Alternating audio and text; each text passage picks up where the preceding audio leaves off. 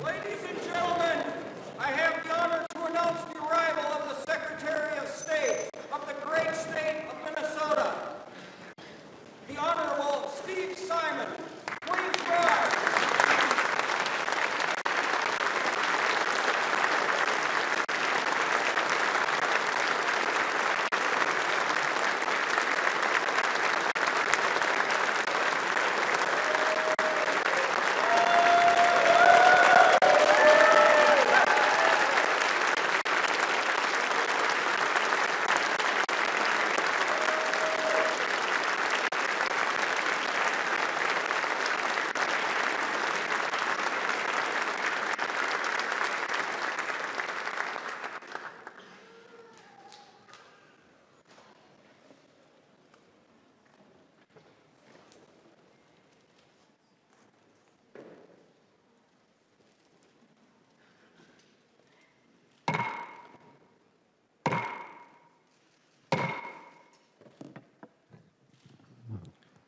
The hour of 12 o'clock having arrived, and in obedience to the laws of the state of Minnesota, it becomes my duty as your Secretary of State to call the members of the Minnesota House of Representatives to order.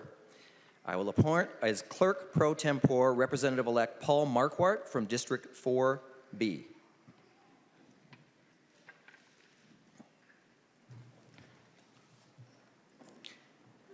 I now call on Dr. Cynthia Bailey Mans to offer a prayer.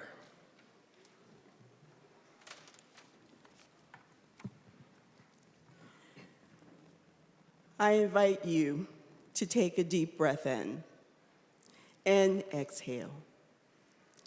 As you continue to breathe, be aware of all that surrounds you in this space, the presence of your loved ones, the sounds, the smells.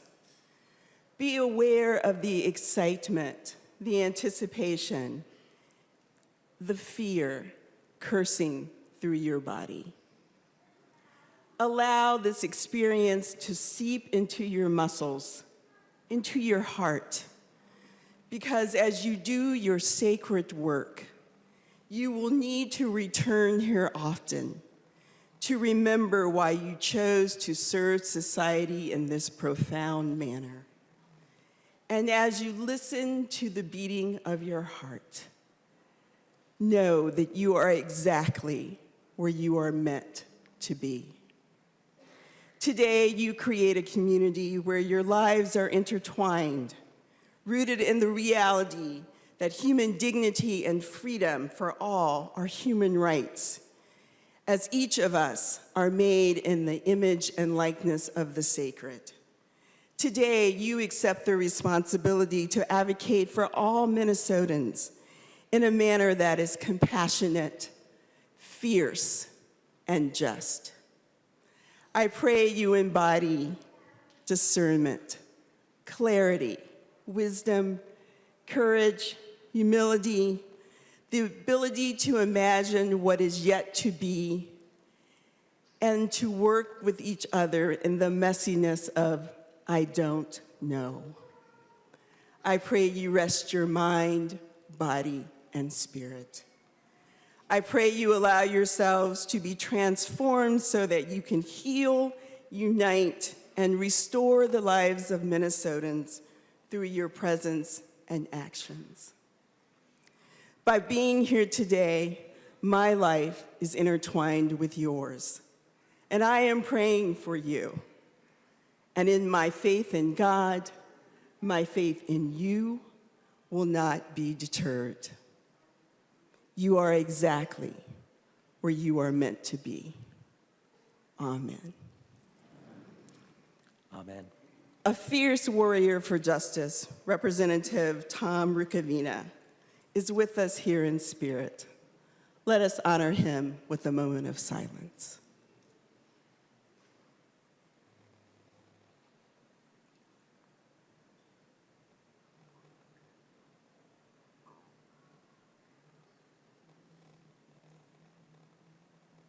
Thank you.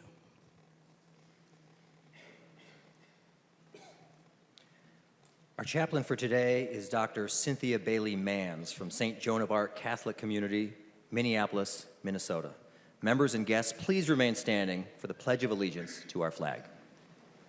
I pledge allegiance to the flag of the United States of America and to the republic for which it stands, one nation, under God, indivisible, with liberty and justice for all.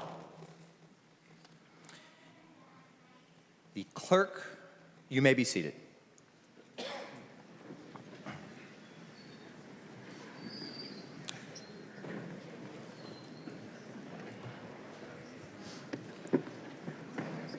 Clerk pro tempore will call the roll by legislative district. Good afternoon. House District 1A, Dan Fabian. Fabian, present. 1B, Deborah Keel. Keel, present. 2A, Matthew Grussel. Grussel, present. 2B, Steve Green. Green, present. 3A, Rob Eklund. Eklund, present. 3B, Mary Murphy. Murphy, present. 4A, Ben Lean. Lean, present. 4B, Paul Marquardt, present. Marquardt, present. 5A, John Purcell. Purcell, present. 5B, Sandy Lehman. Lehman, present. 6A, Julie Sandstead. Sandstead, present. 6B, Dave Leslegard. Leslegard, present. 7A, Jennifer Schultz. Schultz, present. 7B, Liz Olson. Olson, present. 8A, Bud Nornis. Nornis, present. 8B, Mary Franson. Franson, present. 9A, John M. Poston. Poston, present. 9B, Ron Kresha. Kresha, present. 10A, Josh Heinzeman. Heinzeman, present. 10B, Dale K. Lewick. Present. Lewick, present. 11A, Mike Sundin. Sundin, present. 11B, Jason Rarick. Rarick, present. 12A, Jeff Backer. Present. Backer, present. 12B, Paul H. Anderson. Present. Anderson, present. 13A, Lisa Damuth. Damuth, present. 13B, Tim O'Driscoll. Present. O'Driscoll, present. 14A, Tama Tice. Tice, present. 14B, Dan Wolgamott. Wolgamott, present. 15A, Sandra Erickson. Erickson, present. 15B, Shane Meckland. Meckland, present. 16A, Chris Swazinski. Swazinski, present. 16B, Paul Torkelson. Torkelson, present. 17A, Tim Miller. Miller, present. 17B, Dave Baker. Baker, present. 18A, Dean Erdahl. Erdahl, present. 18B, Glenn Grunhagen. Grunhagen, present. 19A, Jeff Brand. Brand, present. 19B, Jack Considine. Considine, present. 20A, Bob Vogel. Vogel, present. 20B, Todd Leppert. Leppert, present. 21A, Barb Haley. Haley, present. 21B, Steve Dreskowski. Dreskowski, present. 22A, Joe Schumacher. Schumacher, present. 22B, Rod Hamilton. Hamilton, present. 23A, Bob Gunther. Gunther, present.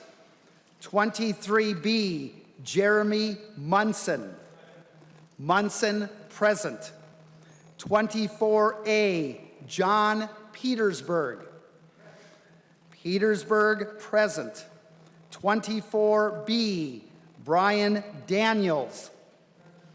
Daniels, present. 25A, Dwayne Quam. Quam, present. 25B, Dwayne Sock. Sock, present. 26A, Tina Liebling. Liebling, present. 26B, Nels T. Pearson. Pearson, present.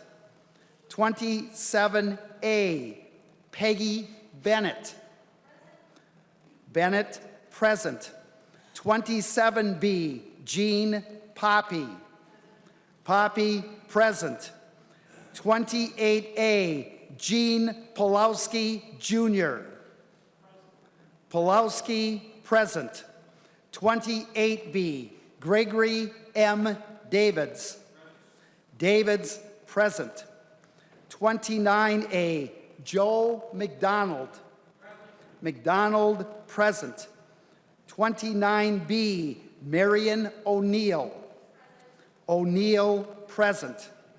30A, Nick Zerwas. Zerwas, present. 30B, Eric Lucero. Lucero, present. 31A, Kurt Doubt. Doubt, present. 31B, Kelvin K. Barr. Barr, present. 32A, Brian Johnson. Johnson, present. 32B, Ann New. New, present. 33A, Jerry Hertos. Hertos, present. 33B, Kelly Morrison. Morrison, present. 34A, Kristen Robbins. Robbins, present. 34B, Kristen Bonner. Bonner, present. 35A, John Heinrich. Heinrich, present. 35B, Peggy Scott. Scott, present. 36A, Zach Stevenson. Stevenson, present. 36B, Melissa Hortman. Hortman, present. 37A, Aaron Cagle. Cagle, present. 37B, Nolan West. West, present. 38A, Linda Runbeck. Runbeck, present. 38B, Amy Wozlowick. Wozlowick, present. 39A, Bob Detmer. Detmer, present. 39B, Shelley Christensen. Christensen, present. 40A, Michael V. Nelson. Nelson, present. 40B, Samantha Vang. Vang, present. 41A, Connie Bernardi. Bernardi, present. 41B, Mary Kunish-Podine. Kunish-Podine, present. 42A, Kelly Moeller. Moeller, present. 42B, Jamie Becker Finn. Becker Finn, present. 43A, Peter M. Fisher. Fisher, present. 43B, Leon M. Lilly. Lilly, present. 44A, Jenny Cleavorn. Cleavorn, present. 44B, Patty Acom. Acom, present. 45A, Lyndon R. Carlson. Carlson, present. 45B, Mike Freiberg. Freiberg, present. 46A, Ryan Winkler. Winkler, present. 46B, Cheryl Joachim. Joachim, present. 47A, Jim Nash. Nash, present. 47B, Greg Bow. Bow, present. 48A, Lori Pryor. Pryor, present. 48B, Carly Kotisa Wittoon. Kotisa Wittoon, present. 49A, Heather Edelson. Edelson, present. 49B, Steve Elkins. Elkins, present. 50A, Michael Howard. Howard, present. 50B, Andrew Carlson. Carlson, present. 51A, Sandra Mason. Mason, present. 51B, Lori Halverson. Halverson, present. 52A, Rick Hansen. Hansen, present. 52B, Ruth Richardson. Richardson, present. 53A, Tu Xiong. Xiong, present. 53B, Steve Sandell. Sandell, present. 54A, Ann Claflin. Claflin, present. 54B, Tony Jurgens. Jurgens, present. 55A, Brad Tapke. Tapke, present. 55B, Tony Albright. Albright, present. 56A, Hunter Cantrell. Cantrell, present.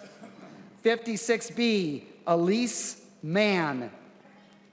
Mann, present. 57A, Robert Bierman. Bierman, absent. 57B, John Hewitt. Hewitt, present. 58A, John Kosnick. Kosnick, present. 58B, Patrick Garofalo. Garofalo, present.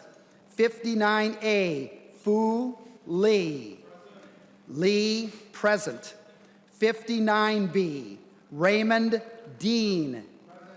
Dean, present.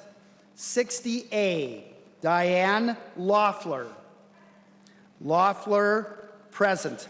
60B, Mahmoud Noor. Noor, present. 61A, Frank Hornstein.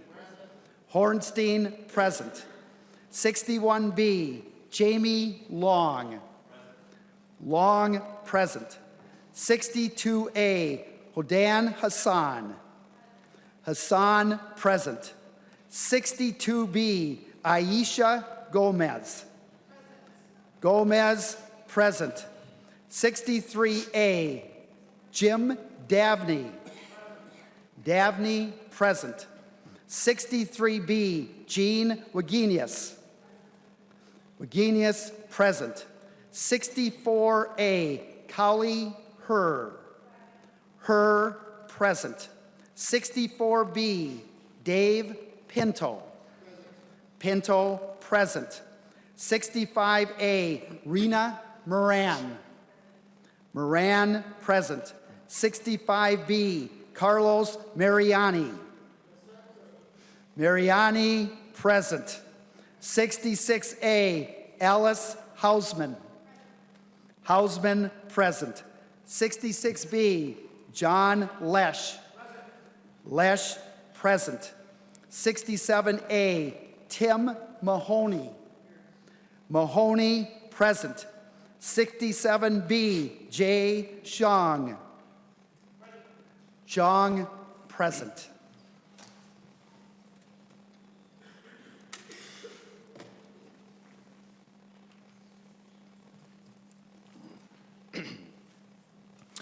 There being 133 certificates of election on file, I call on the Honorable Paul Thiessen, Associate Justice of the Minnesota Supreme Court, to come forward to administer the oath of office to the members-elect. Will members-elect please rise while Justice Thiessen administers the oath of office.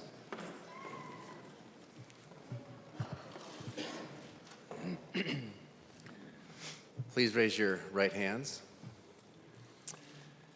Do you solemnly swear or affirm that you will support the Constitution of the United States and the Constitution of the State of Minnesota, and that you will faithfully discharge the duties of the office to which you have just been elected to the best of your ability, so help you God?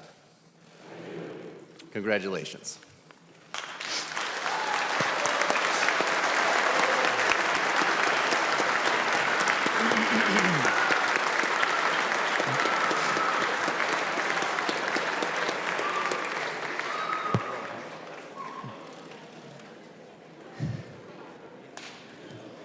Members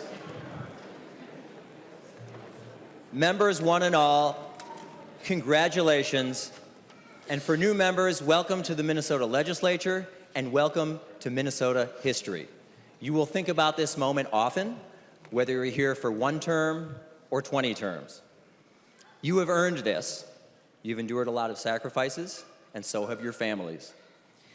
As one who served proudly and happily in this chamber alongside many of you for 10 years, I offer you my personal congratulations, and I know that all Minnesotans are hoping for your success as you steer the ship of state. The clerk pro tempore will take the roll to determine a quorum.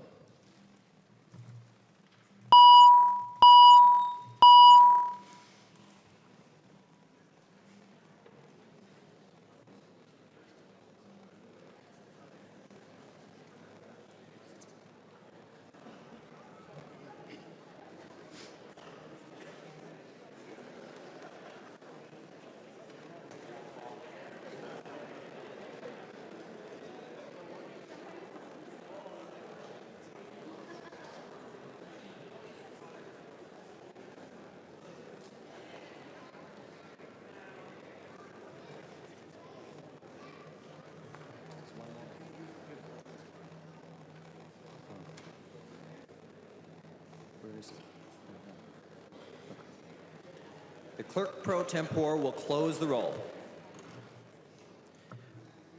A quorum is present. We will now proceed to the election of Speaker of the House. Nominations are in order. I recognize Representative Murphy from District 3B for the purpose of a nomination. Thank you, Mr. Secretary. I rise to nominate Representative Melissa Hortman to the position of 65th Speaker of the Minnesota House of Representatives. Representative Lyndon Carlson and I have served with the last 15 speakers. Time flies. We are not old, we are experienced, and we are willing to share our talents. Our speakers, the 65 of them, and even before we became a state, we had speakers. Our speakers have been from all regions of the state and have had many diverse backgrounds. Most of the speakers have been fathers, but Melissa Hortman will be the only speaker who is a mom. 2 other speakers have been moms. She's the third. Moms are the heartbeat of all of our families. And every person in Minnesota had a mom.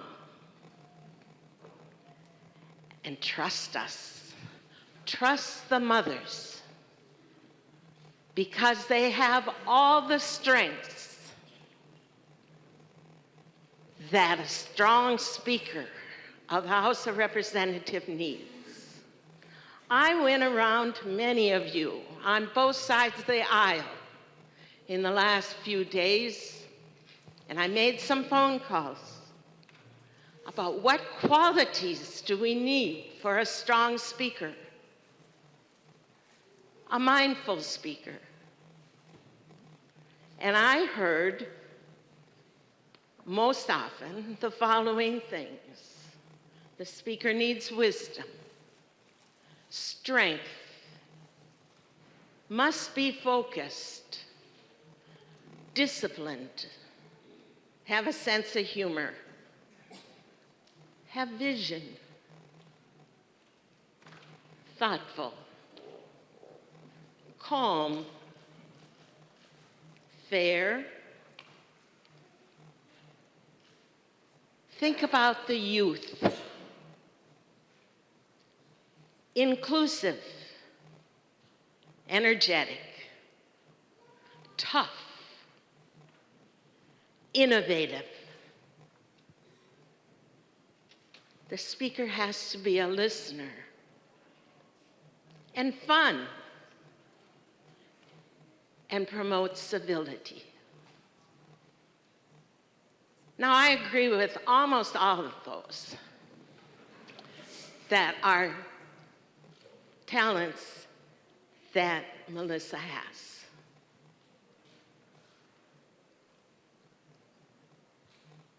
The qualities of the speaker are very important, but the principles of the speaker were also mentioned. They said that a principle that the speaker has to have is the ability to govern and look beyond the boundaries of her district. Look at the boundaries of all the districts and tear down the boundaries and make all Minnesotans one. Another principle was that the speaker has to listen for the voice of the minority. And the speaker has to hear the voice of the minority. The state's needs should be put ahead of any personal needs of any representative. And the people of the state as a whole has to be thought about in every decision. And the speaker should govern with equal parts of heart and mind. Melissa Hortman has these talents she's willing to share We know this because she's been preparing for the job of Speaker for her 2 years as Minority Leader and all the years that she has been here at the House of Representatives. Every single year, she got better and better and thoughtful, more and more thoughtful about what the needs of the state and the people are. In the last 2 years as Minority Leader, she has shown us that she can lead.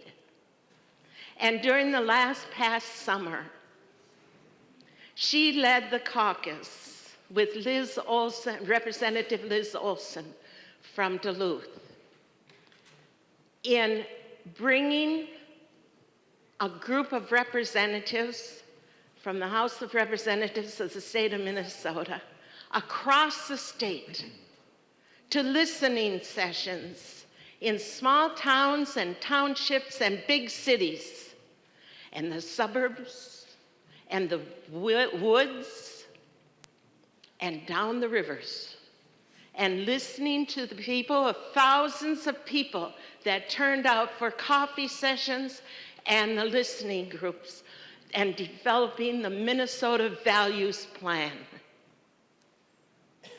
That were conversations with people of all ages and abilities, where the people spoke about what they thought was important for Minnesota.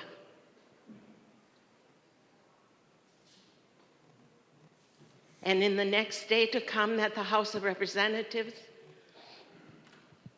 will meet, we will have the introduction of the bills that were suggested by the people of Minnesota in the Minnesota Values Plan. And throughout this session, the bills and the committees that are meeting will be discussing and carrying on the conversations with Minnesotans, not only in this chamber, not only in the state office building where our committees are going to be meeting, but also out among the people.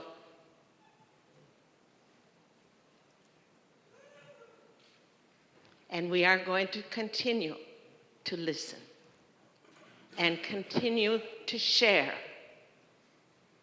and to develop solutions in the form of bills and collaboration.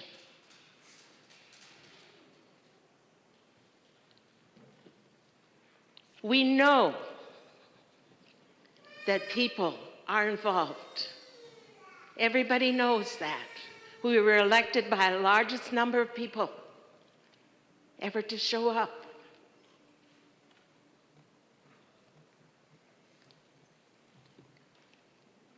Melissa Hartman can be a splendid, strong leader.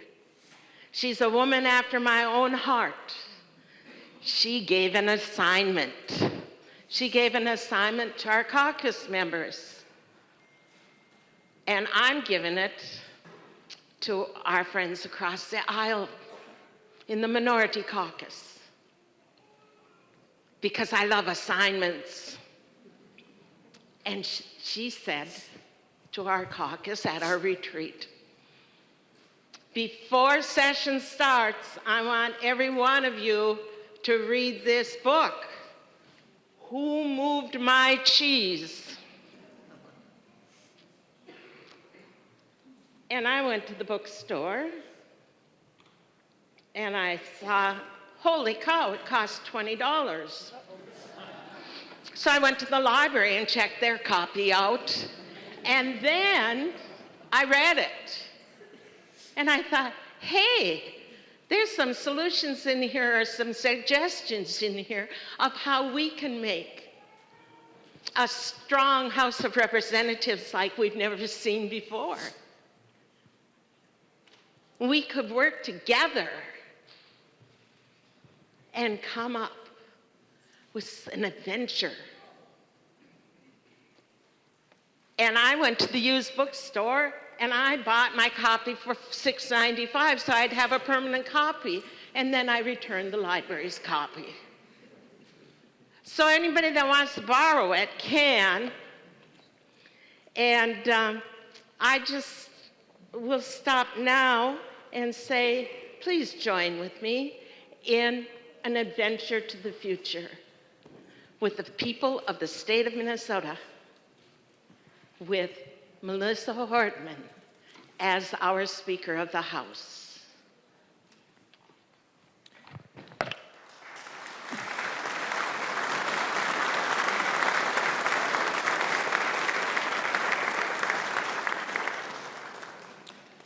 Are there any seconds to the nomination? I recognize Representative Hornstein of District 61A. Thank you very much, Mr. Secretary and members. I am thrilled to second the nomination of Representative Melissa Hortman to be the next Speaker of the Minnesota House of Representatives. Representative Hortman has served this House honorably for 14 years. An attorney with a background in her family's small business, she reflects the best of public service, and she is ready to lead. With her strong work ethic, her tenacity, her integrity, command of the details and nuances of public policy, and most importantly, her ability to connect with people from all walks of life and political orientations. Her inclusive and collaborative leadership style will serve this institution well in challenging political times.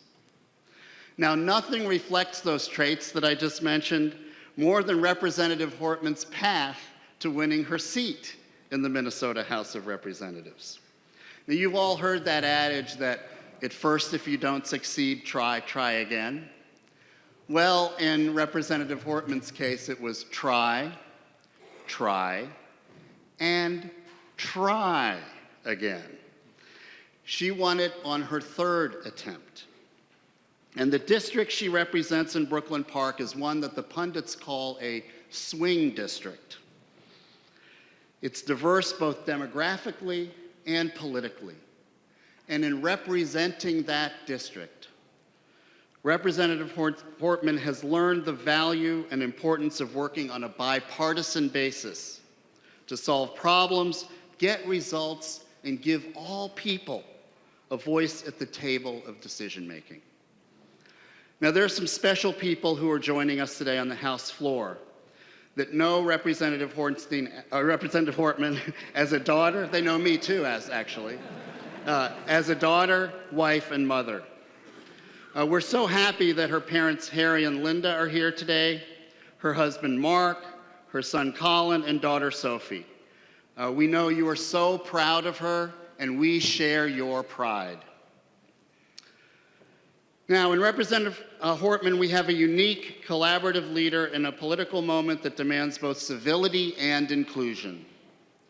With a Speaker Hortman, we have the opportunity to build a state where all people can work, live, and love free from prejudice, fear, and discrimination. A state that values clean air and water, a good education, and where everyone has a chance to achieve the American dream in our beautiful and welcoming great state of Minnesota. Mr. Secretary, I appreciate the opportunity to place Representative Hortman's name in nomination, and members, I ask for your support.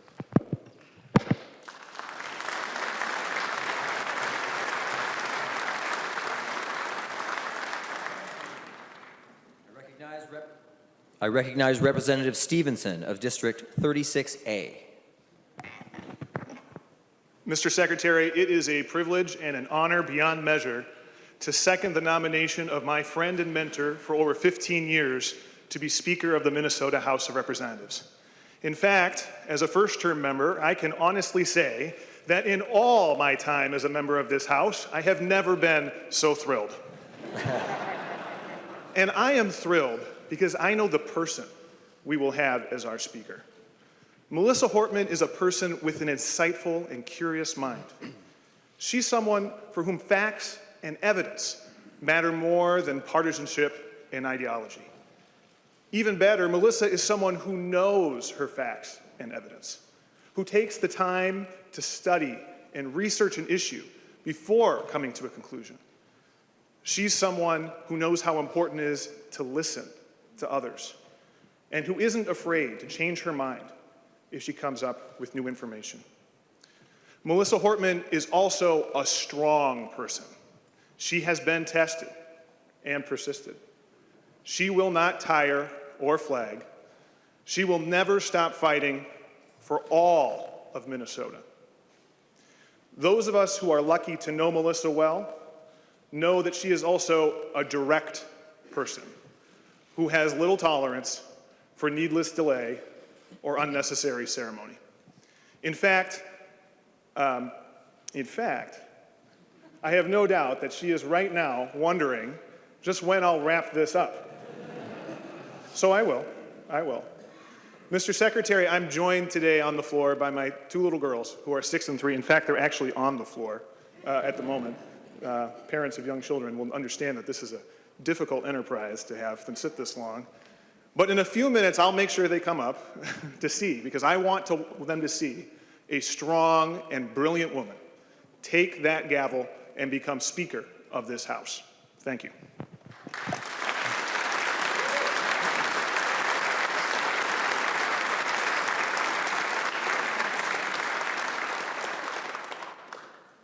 I'll now recognize Representative Haley from District 21A for the purpose of a nomination.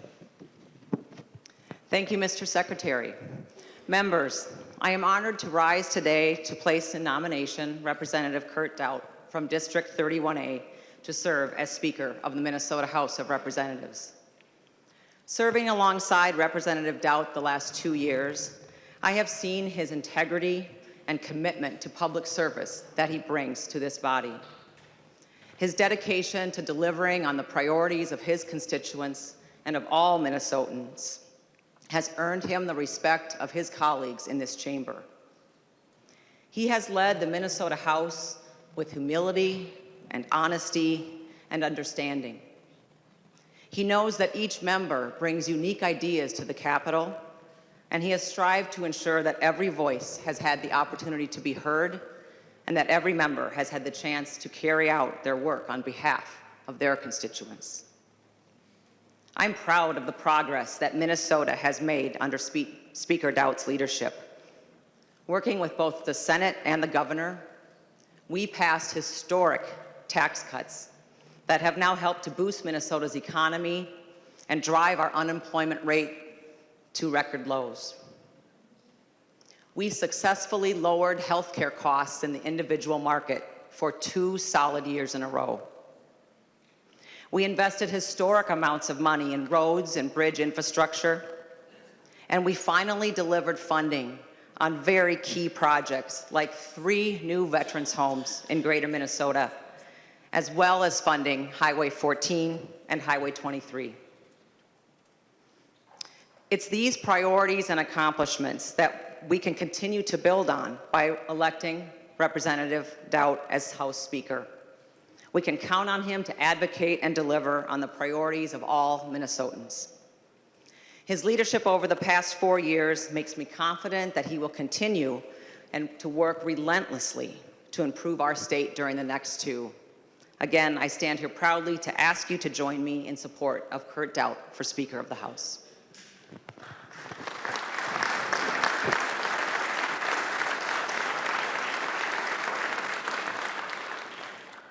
I recognize Representative Fabian of District 1A.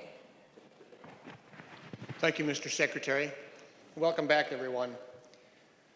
Members and guests, it is truly an honor and to second the nomination of my friend, Representative Kurt Daudt, for Speaker of the Minnesota House of Representatives. Representative Daudt has served the state of Minnesota and his district with honor and integrity, stressing the importance of making sure that every voice is heard and gaining the respect of his colleagues, his constituents through tireless work and an ability to deliver on the priorities for Minnesotans. During his career in public service, Representative Daudt has made it his mission to improve the lives of families in his district and across our state. He understands that hardworking Minnesotans want good paying jobs, affordable health care, and great schools for our kids. His values are Minnesota's values. Representative Doubt has demonstrated these values by working hard to pass legislation that saved the individual health care market, reduced taxes for millions of Minnesota families, reforming and investing in our schools, and put Minnesota's economy on a path to sustained growth. He believes that despite the successes of the last 4 years, we cannot rest, and that truly Minnesota's best days are ahead. This biennium will present new challenges as we work to pass a 2-year state budget that balances the priorities of every region of the state of Minnesota and continue our work on health care, taxes, and many other issues. He knows that with the only divided government in the nation, we'll need to work together to meet these challenges and work productively with the new administration. His leadership over the last 4 years gives me certainty that he will continue to put the interests of Minnesota first. I'm extremely proud to call Kurt Doubt my friend, and it is an honor and a privilege to support and second his nomination to be the next Speaker of the House. Thank you, Mr. Secretary.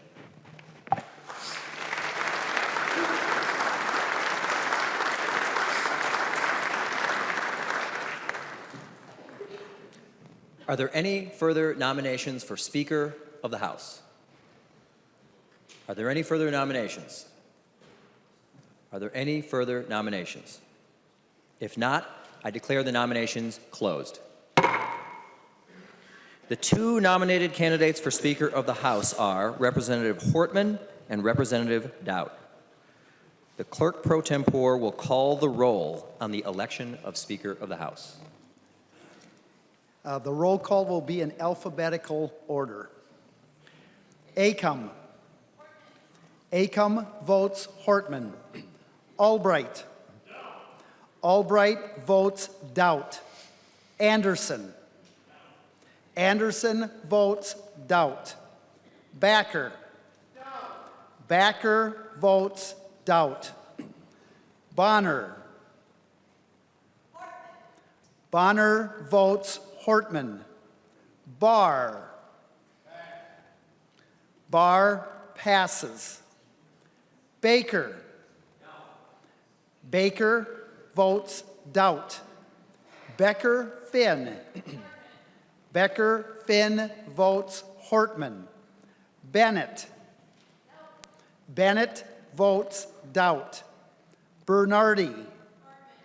Bernardi votes Hortman. Bierman, absent. Bowe. Bowe votes Doubt. Brand. Brand votes Hortman. Cantrell. Cantrell votes Hortman. Carlson A. Carlson A votes Hortman. Carlson L. Carlson L votes Hortman. Christensen. Christensen votes Hortman. Claflin. Claflin votes Hortman. Considine. Considine votes Hortman. Daniels. Daniels votes Doubt. Doubt. Doubt votes Doubt. Davids. Davids votes Doubt. Davney. Davney votes Hortman. Dean. Dean votes Hortman. Damath. Damath votes Doubt. Detmer. Detmer votes Doubt. Drazkowski. Drazkowski pass. Eklund. Eklund votes Hortman. Edelson. Edelson votes Hortman. Elkins. Elkins votes Hortman. Erickson. Erickson votes doubt. Fabian. Fabian votes doubt. Fisher. Fisher votes Hortman. Franson. Franson votes doubt. Freiberg. Freiberg votes Hortman. Garofalo. Garofalo votes doubt. Gomez. Gomez votes Hortman. Green. Green votes doubt. Grossel. Grossel votes doubt. Gruenhagen. Gruenhagen votes doubt. Gunther. Gunther votes doubt. Haley. Haley votes doubt. Halverson. Halverson votes Hortman. Hamilton. Hamilton votes doubt. Hanson. Hanson votes Hortman. Hassan. Hassan votes Hortman. Hausman.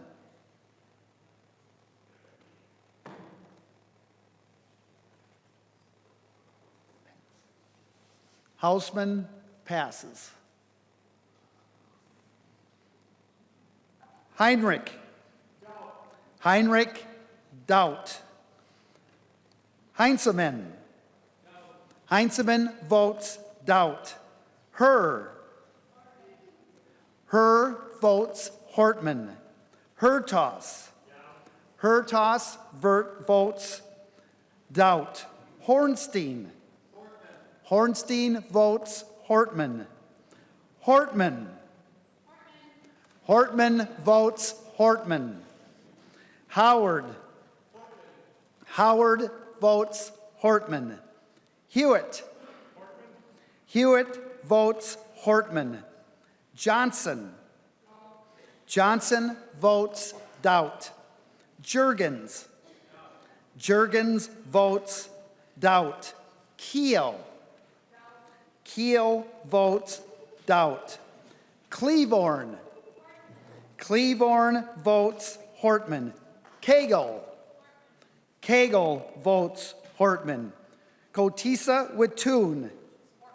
Kotisa Wittoon votes Hortman.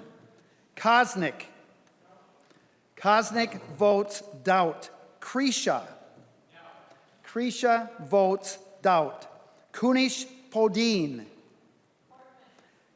Kunish Podine votes Hortman. Lehman. Lehman votes doubt. Lee. Lee votes Hortman. Lesh. Lesh votes Hortman. Liebling. Liebling votes Hortman. Lean. Lean votes Hortman. Lilly. Lilly votes Hortman. Leppert. Leppert votes Hortman. Listlegard. Listlegard votes Hortman. Loeffler. Loeffler votes Hortman. Long. Long votes Hortman. Lucero. Lucero passes. Lewick. Lewick votes doubt. Mahoney. Mahoney votes Hortman. Mann. Mann votes Hortman. Mariani. Mariani votes Hortman. Marquardt. Hortman. Marquardt votes Hortman. Mason. Mason votes Hortman. McDonald. McDonald votes doubt. Meckland. Meckland votes doubt. Miller. Miller passes. Moeller. Moeller votes Hortman. Moran. Moran votes Hortman. Morrison. Morrison votes Hortman. Munson. Munson passes. Murphy. Murphy votes Hortman. Nash. Nash votes doubt. Nelson. Nelson votes Hortman. New. New votes doubt. Nor. Nor votes Hortman. Nornis. Nornis votes doubt. O'Driscoll. O'Driscoll votes doubt. Olson. Olson votes Hortman. O'Neill. O'Neill votes doubt. Pulowski. Pulowski votes Hortman. Purcell. Purcell votes Hortman. Petersburg. Petersburg votes doubt. Pearson. Pearson votes doubt. Pinto. Pinto votes Hortman. Poppy. Poppy votes Hortman. Poston. Poston votes doubt. Pryor. Pryor votes Hortman. Quam. Quam votes doubt. Rarick. Rarick votes doubt. Richardson. Richardson votes Hortman. Robbins. Robbins votes doubt. Runbeck. Runbeck votes doubt. Sandell. Sandell votes Hortman. Sandsted. Sandsted votes Hortman. Sock. Sock votes Hortman. Schumacher. Schumacher votes doubt. Schultz. Schultz votes Hortman. Scott. Scott votes doubt. Stevenson. Stevenson votes Hortman. Sundin. Sundin votes Hortman. Swazinski. Swazinski votes doubt. Tapke. Tapke votes Hortman. Tice. Tice votes doubt. Torkelson. Torkelson votes doubt. Erdahl. Erdahl votes doubt. Vang. Vang votes Hortman. Vogel. Vogel votes doubt. Wagenius. Wagenius votes Hortman. Wozlowick. Wozlowick votes Hortman. West. West votes doubt. Winkler. Winkler votes Hortman. Wolgamott. Wolgamott votes Hortman. Shong J. Shong J votes Hortman.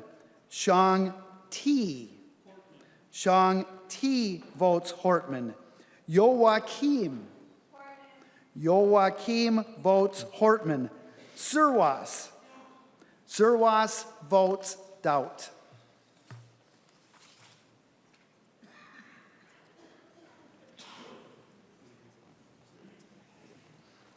I will read those who passed on the first roll call. Barr. Barr passes. Driscowski.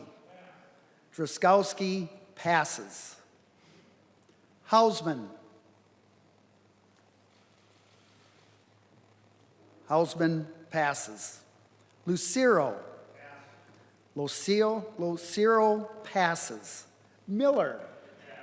Miller passes. Munson. Munson passes.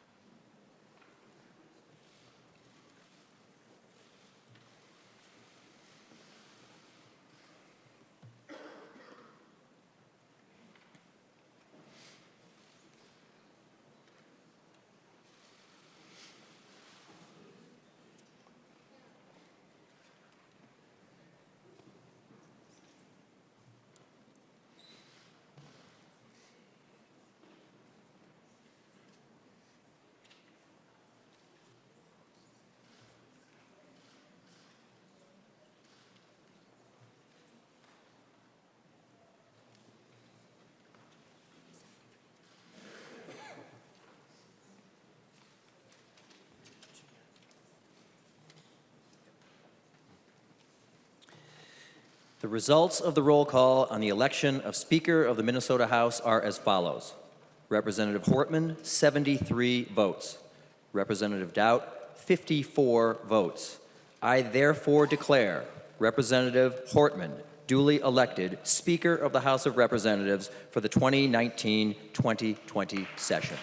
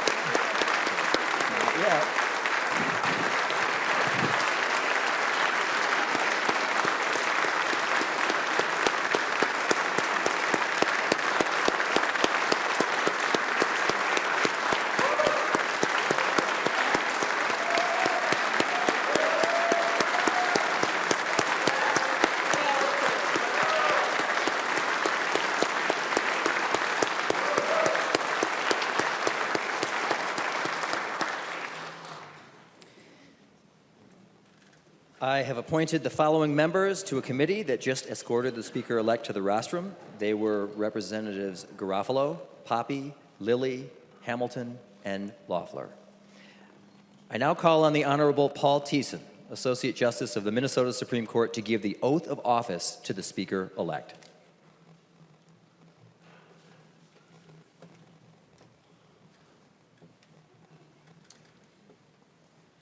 Please raise your right hand. Do you, Melissa Hortman, solemnly swear or affirm that you will support the Constitution of the United States and the Constitution of the State of Minnesota, and that you will faithfully discharge the duties of the office to which you have just been elected to the best of your ability, so help you God? I do. Congratulations. Thank you so much.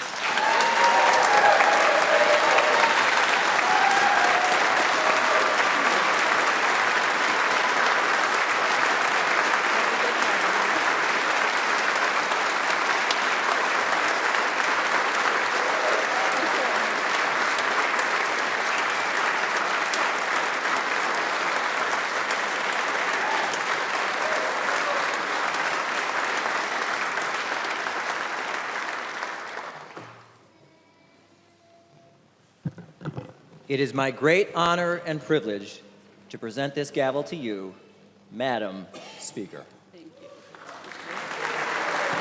Congrats. You've earned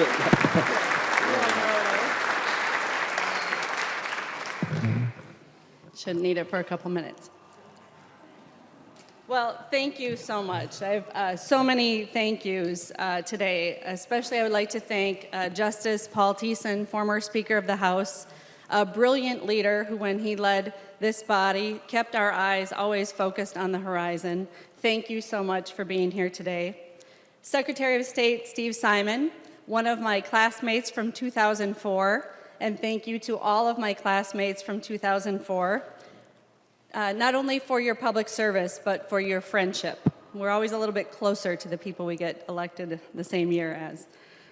I'd like to thank some special guests who have joined us in the chamber today. Secretary of State Joan Grow served in this body and then honorably served the state of Minnesota as our Secretary of State for 24 years. She has mentored countless people running for office in Minnesota, and she is the embodiment of class and grace. Thank you for being here.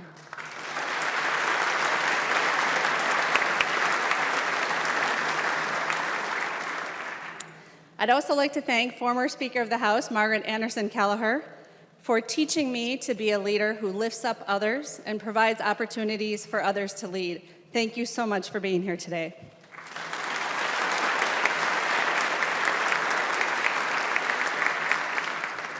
Former Speaker of the House, Dee Long, who broke the glass ceiling and made the path easier for the rest of us, thank you for being here today.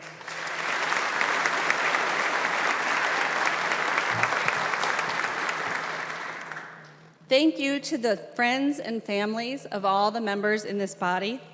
We could not do what we do without your love and support. Thank you to everyone who could be here with us today, and thank you for all those people who helped us along the way and couldn't join us here today. I'm especially thankful for my family. My dad, Harry, who taught me the value of hard work and the importance of the golden rule.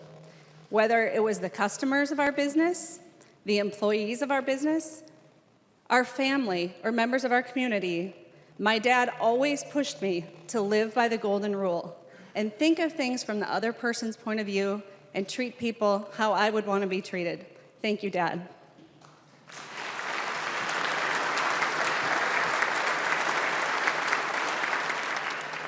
My mom, Linda, taught me that to whom much is given, much is expected, and that the gifts that God has given me of good fortune and good health mean that I have an obligation to give back.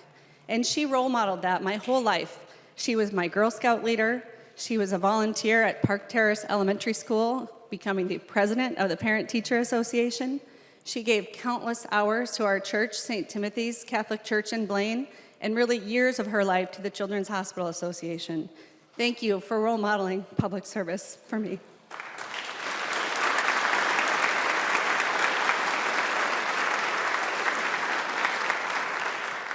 My daughter, Sophie, who is my best friend and my biggest cheerleader. She's my fashion consultant, and she teaches me about things like dry shampoo. Thank you, Sophie.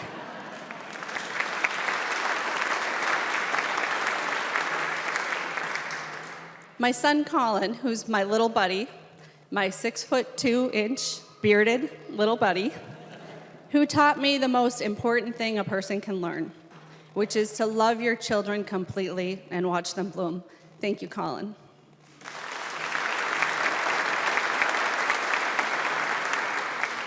But most of all, to my husband, Mark, the love of my life, without whom I could not do this work that I love so much. After I lost twice, and any sane person would have given up, Mark fully supported me. He always believed in me. I love you, Mark. Thank you.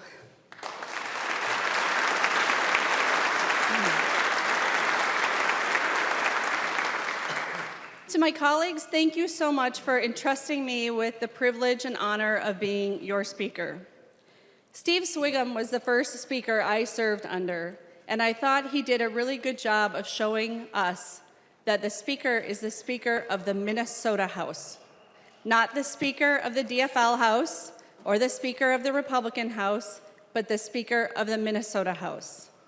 The campaign is over. It's time to take off the blue jerseys and the red jerseys, and it's our job to govern here together as Team Minnesota. That doesn't mean that we will govern without conflict. We are not here to avoid conflict. We are here precisely to have conflict. It's an important part of the democratic process. But if we can have that conflict with good humor and humility, we'll be better off, and Minnesota will be better off. It's important that we all recognize we want the same thing for Minnesota. We want it to be the best state it can possibly be, and we're all here for the same reason, which is to serve Minnesotans. We share a trust. Those who came before us built Minnesota to be a phenomenally successful state, and it is our obligation to keep it that way and maybe even improve it. Let's be leaders that our children's children will be grateful served. Let's protect the air and the water and the climate for future generations so that they will have walleye in clean lakes and maples in healthy forests, and that Minnesotans can continue to grow the crops that feed the world. We can do all of this while keeping our communities safe and our economy strong and ensuring that every Minnesotan has the education, the health care, and the economic prosperity they deserve. Hardworking Minnesotans deserve a hardworking legislature.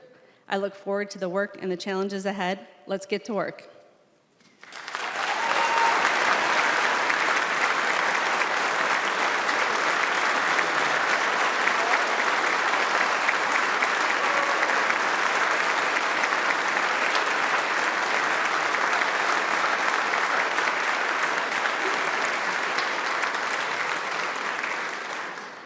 The next order of business is the election of the chief clerk. I recognize the member from Ramsey, Representative Lesh, for the purpose of making a nomination. Thank you, Madam Speaker. I rise today to place in a nomination for the position of chief clerk of the Minnesota House of Representatives my friend, my constituent, Patrick Duffy Murphy. Now, Patrick Murphy has been a lifetime resident of St. Paul. He lives in Como Park with his wife, Dawn Squilacci, and their son, Jorge, who's a page in the sergeant's office. He was sitting right there. I was going to point him out, but are you here? Where is he? There you are, Jorge, his son, whom he's very proud of. He's a graduate of St. Thomas University in 1977 with a degree in journalism. He started as a page in the front office of the chief clerk out there, who was then Ed Burdick, who I believe was chief clerk since statehood. He started in 1978, so he has 40 years of service to the Minnesota House of Representatives. Still not quite as long as Representative Carlson or Representative Murphy, I think, but a long time.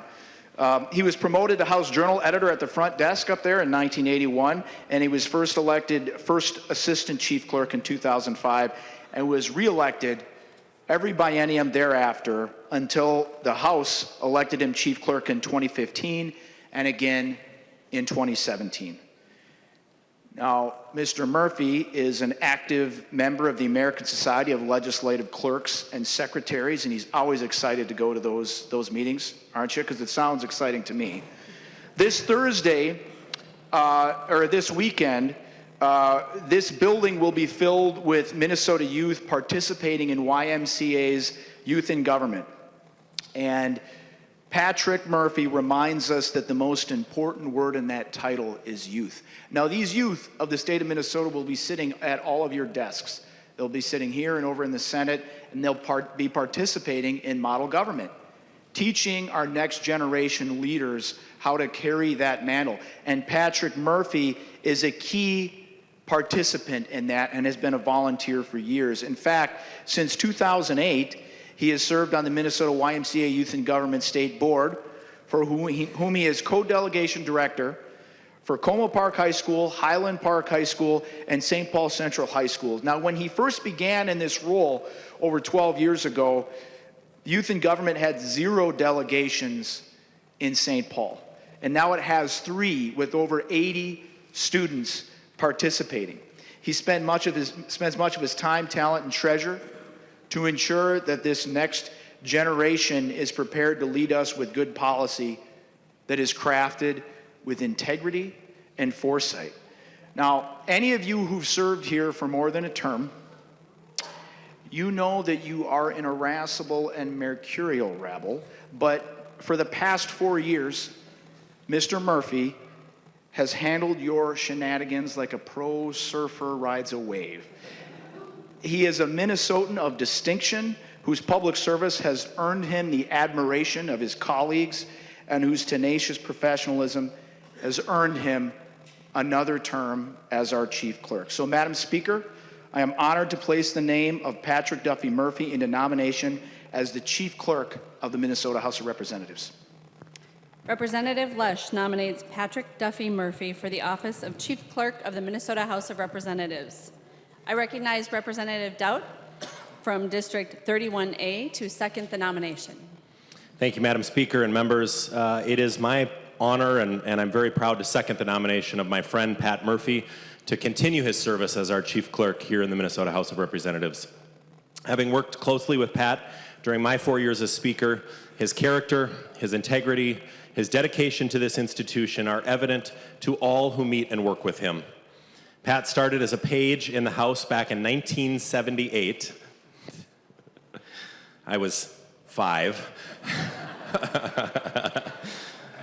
And today he's serving in his 40th year in this chamber, having risen all the way to the position of chief clerk.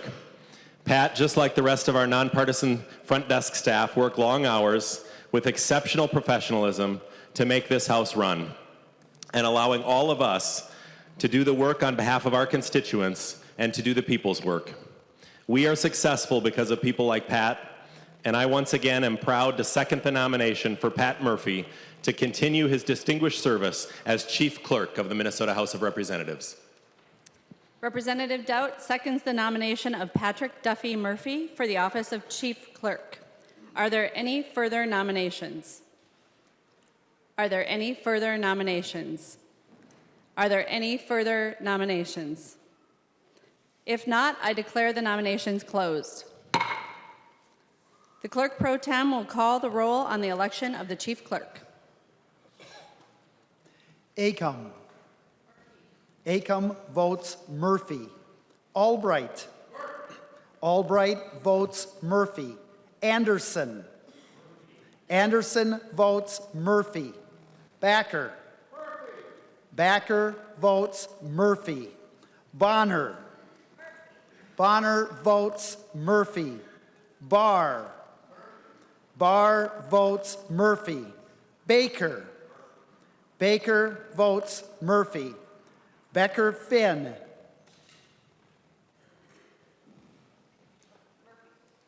Becker Finn votes Murphy. Bennett. Bennett votes Murphy. Bernardi. Bernardi votes Murphy. Bierman absent. Bowe. Bowe votes Murphy. Brand. Brand votes Murphy. Cantrell. Cantrell votes Murphy. Carlson A. Carlson A votes Murphy. Carlson L. Carlson L votes Murphy. Christensen. Christensen votes Murphy. Claflin. Claflin votes Murphy. Considine. Considine votes Murphy. Daniels. Daniels votes Murphy. Doubt. Doubt votes Murphy. Davids. Davids votes Murphy. Dabney. Dabney votes Murphy. Dean. Dean votes Murphy. Damath. Damath votes Murphy. Detmer. Detmer votes Murphy. Draskowski. Draskowski votes Murphy. Eklund. Eklund votes Murphy. Edelson. Edelson votes Murphy. Elkins. Elkins votes Murphy. Erickson. Erickson votes Murphy. Fabian. Fabian votes Murphy. Fisher. Fisher votes Murphy. Franzen. Franzen votes Murphy. Freiberg. Freiberg votes Murphy. Garofalo. Garofalo votes Murphy. Gomez. Gomez votes Murphy. Green. Green votes Murphy. Grossel. Grossel votes Murphy. Grunhagen. Grunhagen votes Murphy. Gunther. Gunther votes Murphy. Haley. Haley votes Murphy. Halverson.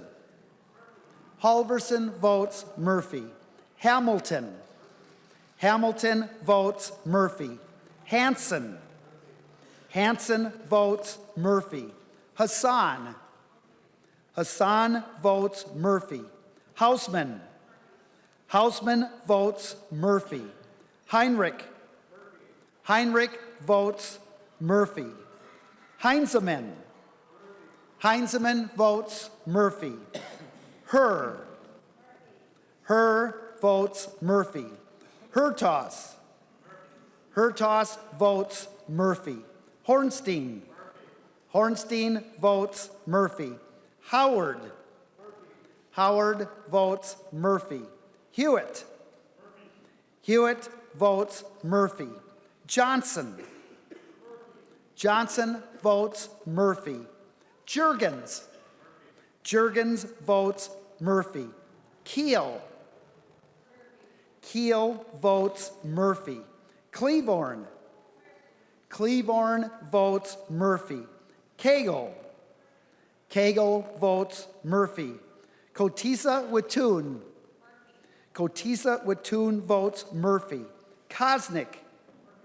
Kosnick votes Murphy. Krisha.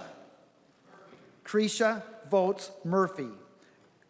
Kunish Podine.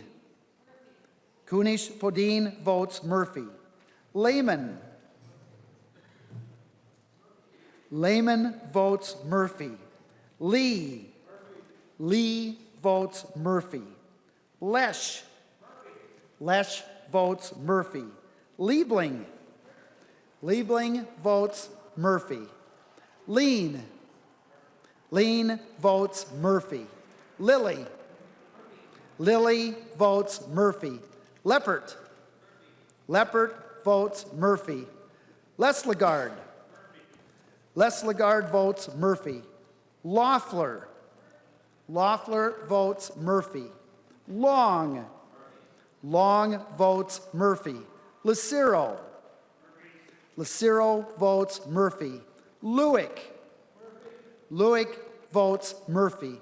Mahoney. Mahoney votes Murphy. Mann. Mann votes Murphy. Mariani. Mariani passes. Marquardt. Murphy. Marquardt votes Murphy. Mason. Mason votes Murphy. McDonald. McDonald votes Murphy. Meckland. Meckland votes Murphy. Miller. Miller votes Murphy. Moeller. Moeller votes Murphy. Moran. Moran votes Murphy. Morrison. Morrison votes Murphy. Munson. Munson votes Murphy. Murphy. Murphy votes Murphy. Nash. Nash votes Murphy. Nelson. Nelson votes Murphy. New.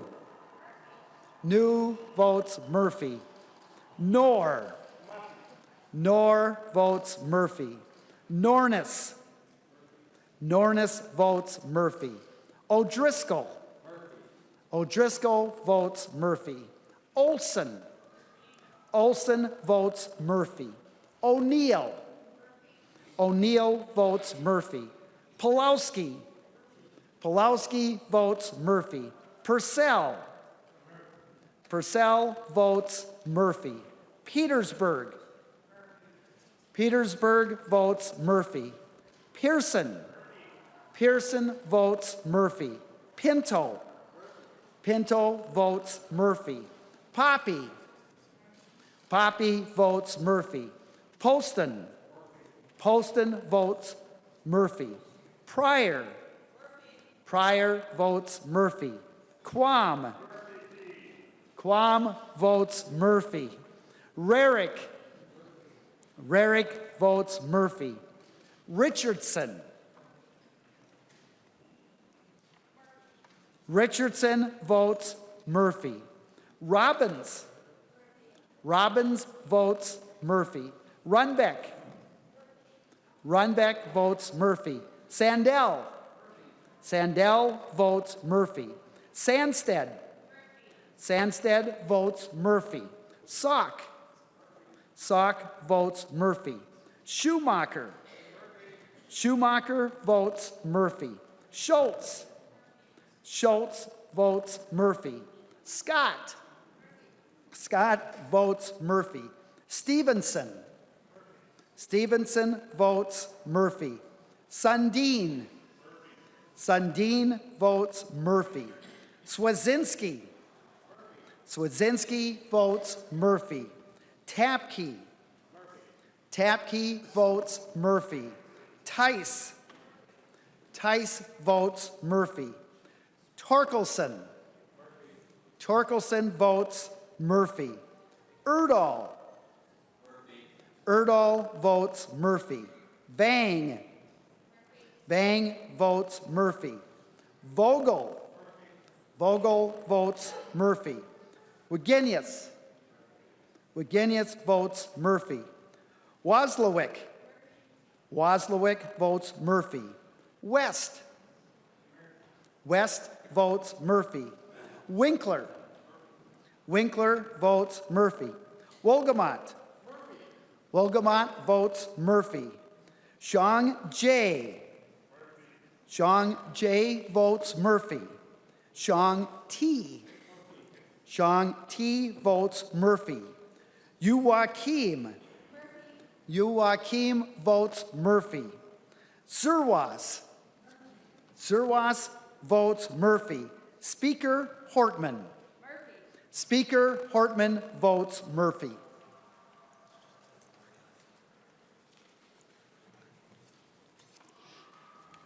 Mariani.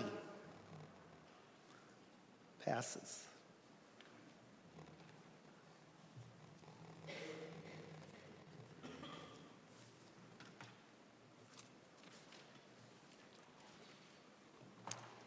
There being 132 votes for Murphy and 0 votes against, Patrick Duffy has been elected the Chief Clerk.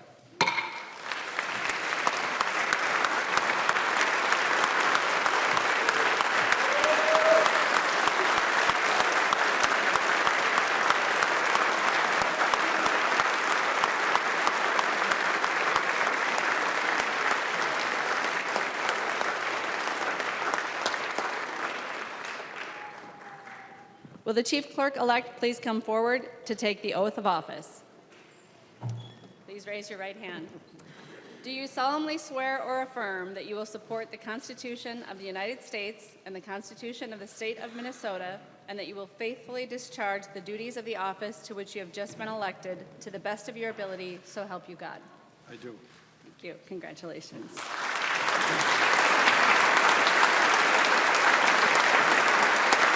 Good job, Paul.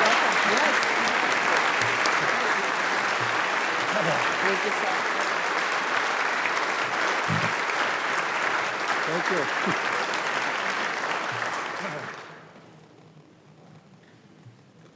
Representative Winkler offers the following resolution on the election of the other officers. The Chief Clerk will read the resolution. Winkler offers the following resolution and moves its adoption. Resolved that the election of other officers, with the exception of the Chief Sergeant at Arms, be made on one roll call unless there should be more than one nomination for any office. I recognize the member from Hennepin, Representative Winkler, to explain the resolution. Thank you, Madam Speaker. Members, this allows us to vote the other officers in with one roll call instead of hearing Patrick Murphy speak even longer with each of our names. So I would urge a yes vote. Is there any discussion on the resolution? If not, all those in favor, please say aye. Aye. Those opposed, please say no. The resolution is adopted. I recognize Representative Winkler from District 46A, who will make a series of nominations. Madam Speaker and members, this is the nomination for the remaining House staff, the bipartisan staff that makes this institution run as well as it does. For First Assistant Chief Clerk, I nominate Timothy M. Johnson. For Second Assistant Chief Clerk, I nominate Gail C. Romanowski. For Assistant Sergeant at Arms, Erica Reynoldson. Assistant Sergeant at Arms, Andrew Olson. And for Index Clerk, Carl Hamry. Are there any further nominations? Are there any further nominations? Are there any further nominations? Hearing none, I declare nominations closed. The chief clerk will call the roll on the election of the other officers. You may say slate if you desire. Acom. Acom votes slate. Albright. Albright votes slate. Anderson. Anderson votes slate. Backer. Backer votes slate. Bonner. Bonner votes slate. Barr. Barr votes slate. Baker.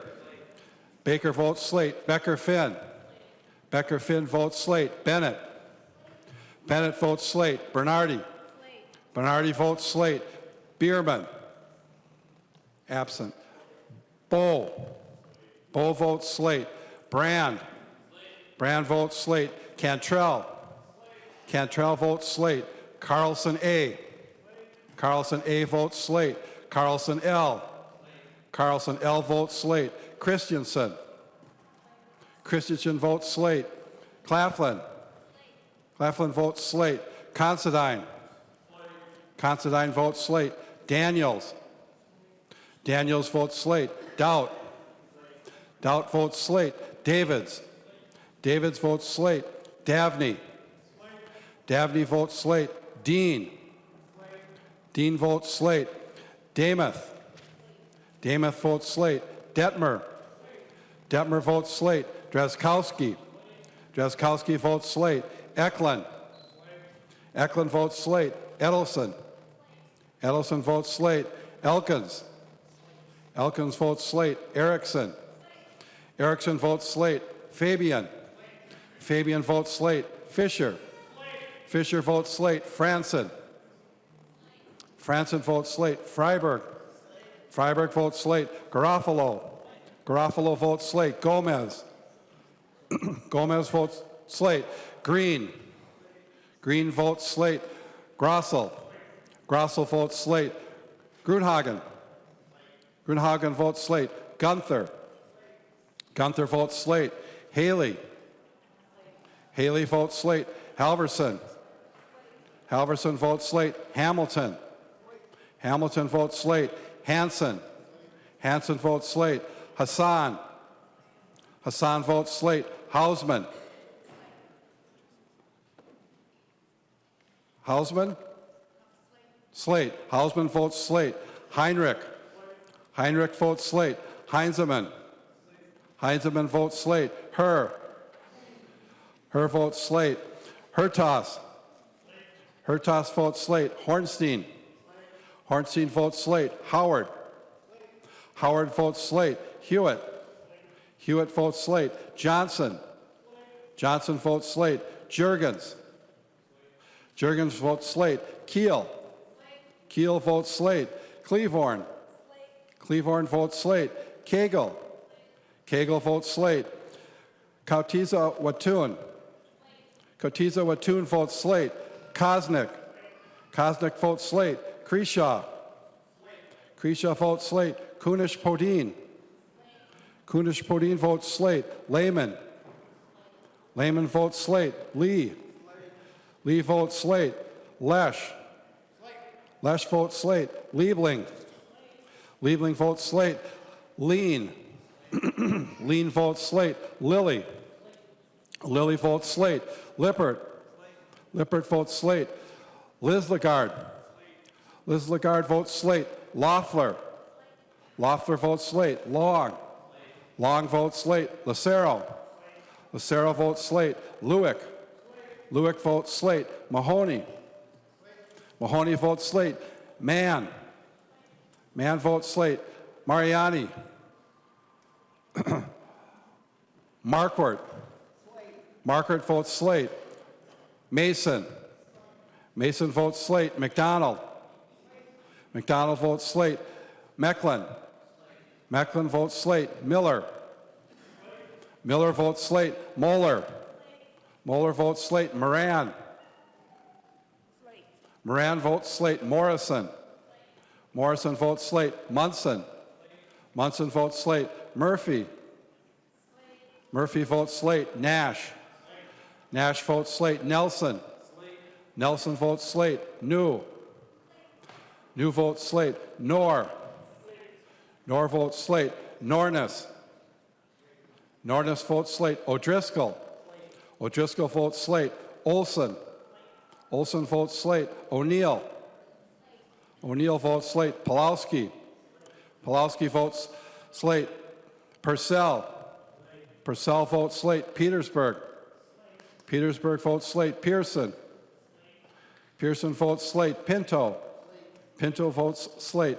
Poppy. Poppy votes slate. Poston. Poston votes slate. Pryor. Pryor votes slate. Quam. Quam votes slate. Rarick. Rarick votes slate. Richardson. Richardson votes slate. Robbins. Robbins votes slate. Runbeck. Runbeck votes slate. Sandell. Sandell votes slate. Sandsted. Sandsted votes slate. Salk. Salk votes slate. Schumacher. Schumacher votes slate. Schultz. Schultz votes slate. Scott. Scott votes slate. Stevenson. Stevenson votes slate. Sundin. Sundin votes slate. Swazinski. Swazinski votes slate. Tabke. Tabke votes slate. Tice. Tice votes slate. Torkelson. Torkelson slate. Erdahl. Erdahl slate. Vang. Vang slate. Vogel. Vogel slate. Wagenius. Wagenius slate. Wozlowick. Wozlowick slate. West. West slate. Winkler. Winkler slate. Walgamot. Walgamot slate. Zhang J. Zhang J slate. Zhang T. Zhang T slate. Joachim. Joachim slate. Zerwas. Zerwas slate. Speaker Hartman. Speaker Hartman slate. Mariani.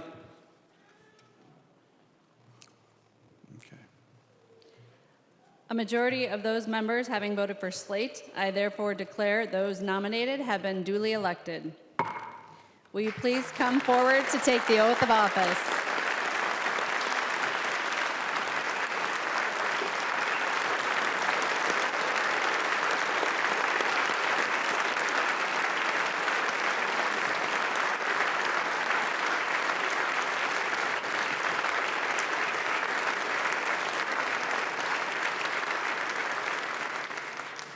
Please raise your right hand. Do you solemnly swear or affirm that you will support the Constitution of the United States and the Constitution of the State of Minnesota, and that you will faithfully discharge the duties of the office to which you have just been elected to the best of your ability, so help you God? Thank you. Congratulations on your new positions.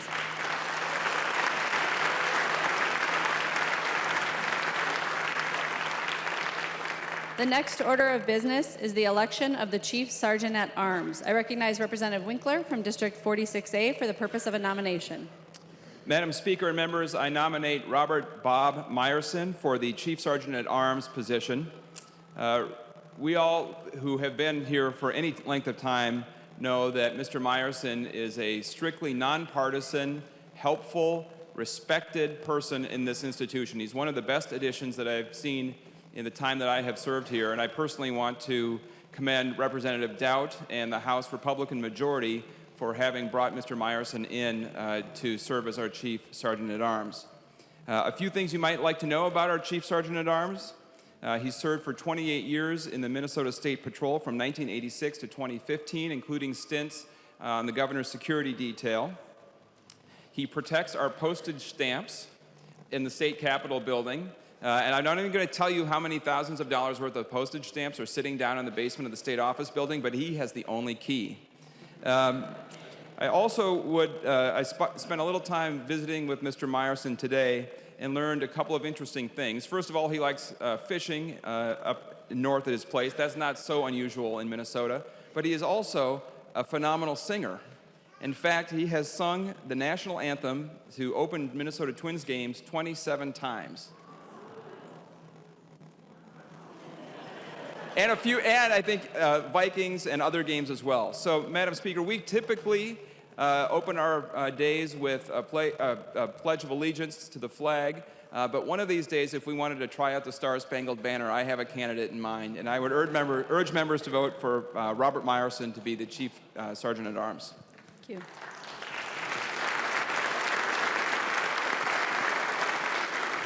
I recognize Representative Doubt from District 31A to second the nomination. I actually want to second the nomination to have him do the Star-Spangled Banner for us sometime.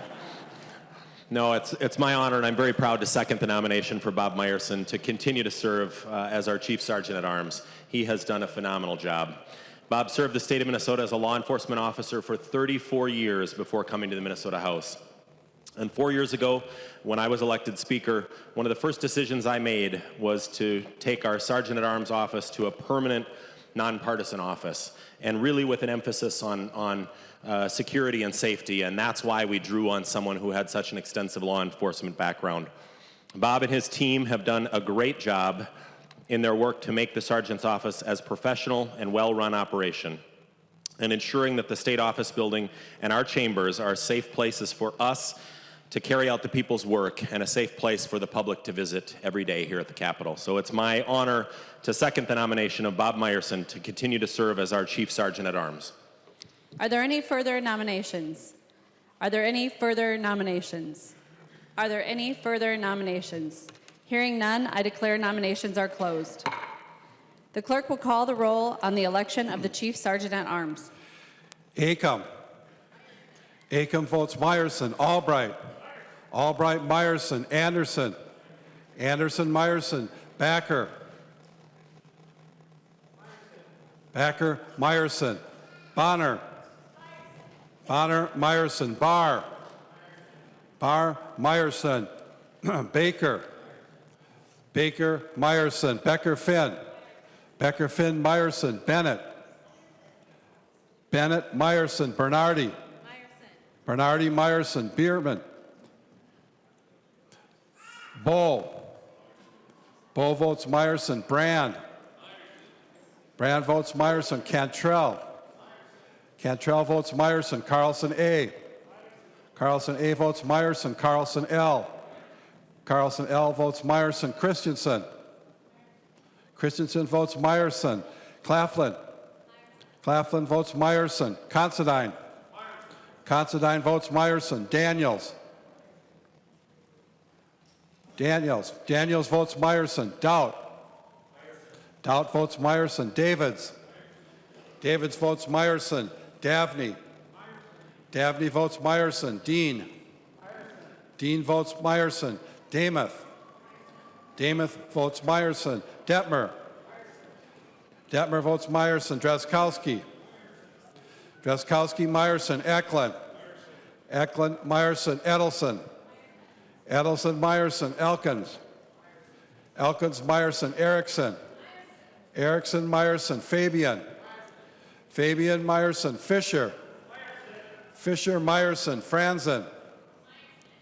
Franzen, Meyerson. Freiberg. Freiberg, Meyerson. Garofalo. Garofalo, Meyerson. Gomez. Gomez, Meyerson. Green. Green, Meyerson. Grossel. Grossel, Meyerson. Grunhagen. Grunhagen, Meyerson. Gunther. Gunther, Meyerson. Haley. Haley, Meyerson. Halverson.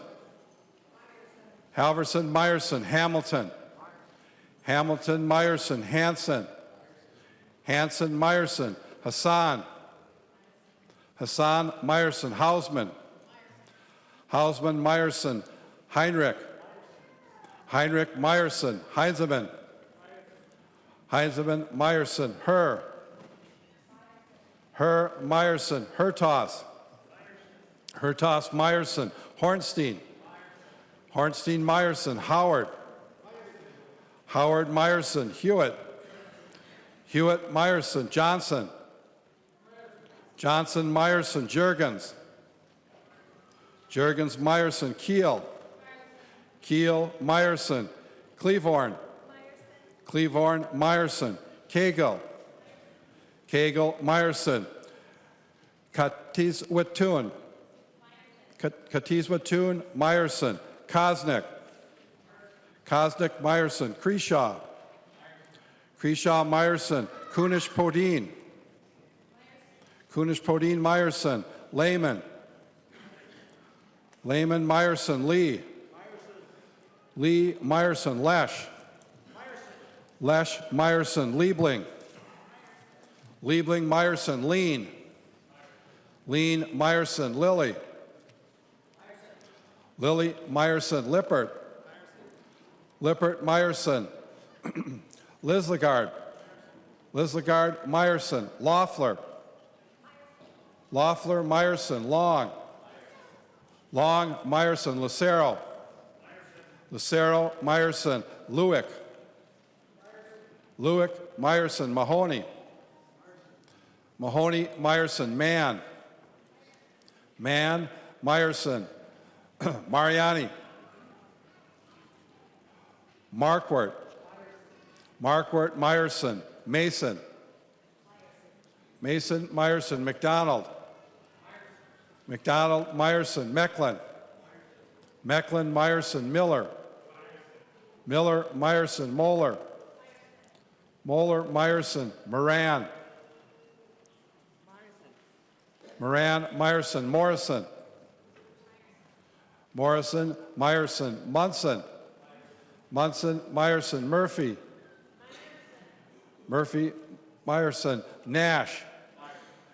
Nash, Meyerson. Nelson. Nelson, Meyerson. New. New, Meyerson. Knorr. Knorr, Meyerson. Nornis. Nornis, Meyerson. O'Driscoll.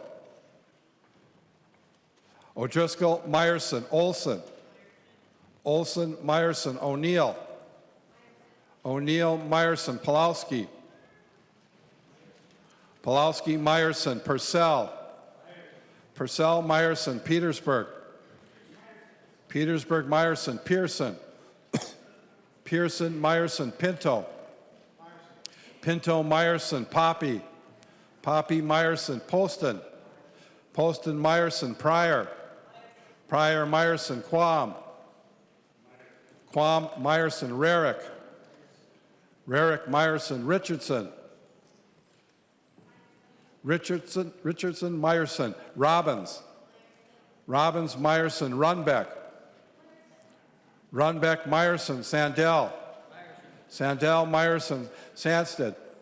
Sandsted, Meyerson. Salk. Salk, Meyerson. Schumacher. Schumacher, Meyerson. Schultz. Schultz, Meyerson. Scott. Scott, Meyerson. Stevenson. Stevenson, Meyerson. Sundin. Sundin, Meyerson. Swazinski. Swazinski, Meyerson. Tabke. Tabke, Meyerson. Tice. Tice, Meyerson. Torkelson. Torkelson, Meyerson. Erdahl. Erdahl, Meyerson. Vang. Vang, Meyerson. Vogel. Vogel, Meyerson. Wagenius. Wagenius, Meyerson. Waslowick. Waslowick, Meyerson. West. West, Meyerson. Winkler. Meyerson. Winkler, Meyerson. Walgamot. Walgamot, Meyerson. Zhang J. Zhang J. Meyerson. Zhang T. Zhang T. Meyerson. Joachim. Joachim Meyerson. Zerwas. Zerwas Meyerson. Speaker Hartman. Mariani.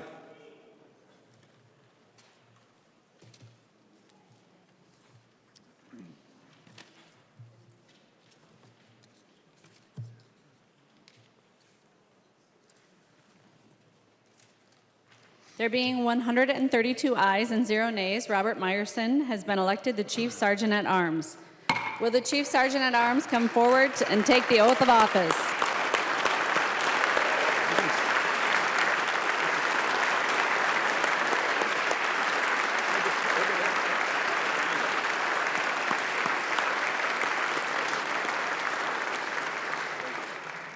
Please raise raise your right hand.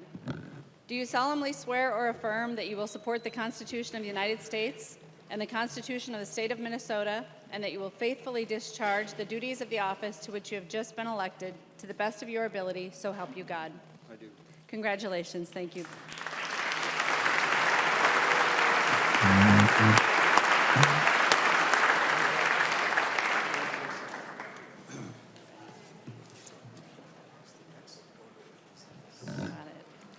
Representative Winkler offers the following resolution relating to temporary rules. The chief clerk will report the resolution. Winkler offers the following resolution and moves its adoption. Be it resolved that the temporary rules of the House for the session, the 91st regular session, shall be the same as the permanent rules of the House for the last session, the 90th regular session, as they existed on Sunday, May 20th, 2018, with the following exceptions. Temporary rules of the House for the 91st session shall apply until the Committee on Rules and Legislative Administration, to be appointed by the Speaker, shall have made its report and new permanent rules have been adopted. There are copies of the resolution on each of your desks. I recognize the author, the member from Hennepin, Representative Winkler, to explain the resolution. Madam Speaker, members, and for new members, we have to adopt temporary rules to get us through until we have had an opportunity in the Rules Committee to report out a set of proposed permanent rules for the Minnesota House for this biennium. And so what we are doing in this resolution and in these temporary rules is to basically copy and paste the rules that were in existence in the last 2 years and make changes in them only in 2 respects. The first is to update the committee structure in the House so that it reflects the new committee, the committee structure, the chairs, and the membership that the Speaker has already created. And the second is to make sure that when the Speaker creates a subcommittee of a committee, that the members of that subcommittee do not necessarily need to serve on the higher committee. That is the purpose of the changes to the rules. Otherwise, they are identical. There are 2 handouts I provided for you, and I know that Representative Doubt may have an amendment that he's going to offer. But the 2 handouts have my signature at the bottom, and they are examples of how this committee structure has worked in the past from 2007 to 2011 under Speaker Kelleher. It was a transparent and open process for moving legislation between divisions, in our case of Ways and Means, to make sure that we do not burn up days on the floor just moving paper around, but in fact can move the bills within divisions of Ways and Means by memorandum. The process has worked very well in the past. We expect it to work the same or better in the future. And it is consistent with the goals that the Speaker announced at the beginning of governing with good humor and humility, to effectuate the will of the majority and respect the voice of the minority, and to also, and probably most importantly, ensure that the public is able to review and weigh in on the work that we do here on their behalf. So, members, I would ask for a yes vote on the resolution. There's an amendment at the desk. The clerk will report the amendment.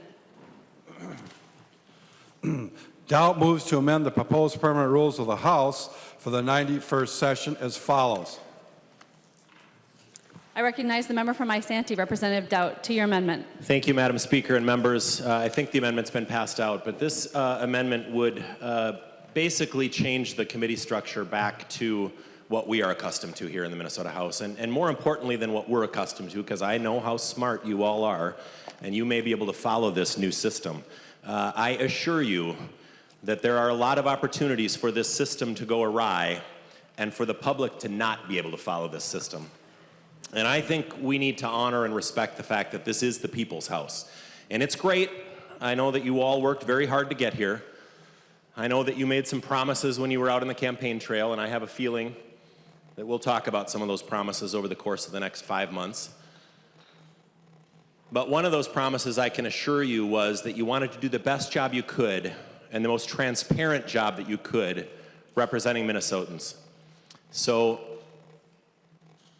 this amendment will put the system back in place that we're used to and the public is used to. And I want to describe for a little bit, Representative Winkler, I got 4 years worth of speeches bottled up in me, so you may want to take a seat. It's been a while since I've been down here. I assure you I will not unleash all of them on you today. But the reality is this is an important issue, and it's not something even on our first ceremonial day that we can let pass. I want to remind you of some things that our new speaker has said. On November 21st, she said, "I'm hopeful that the Minnesota Senate will partner with us to make the legislature more efficient, more effective, and more transparent." That's what our new speaker said. And just today, she said there are two things we're going to accomplish. One is more transparency, so the public gets to see what we're doing.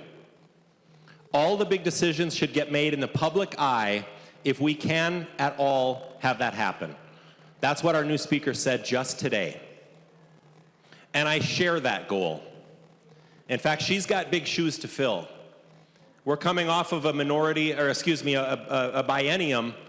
which was probably the most effective and most successful biennium in the last 30 years, at least in a generation.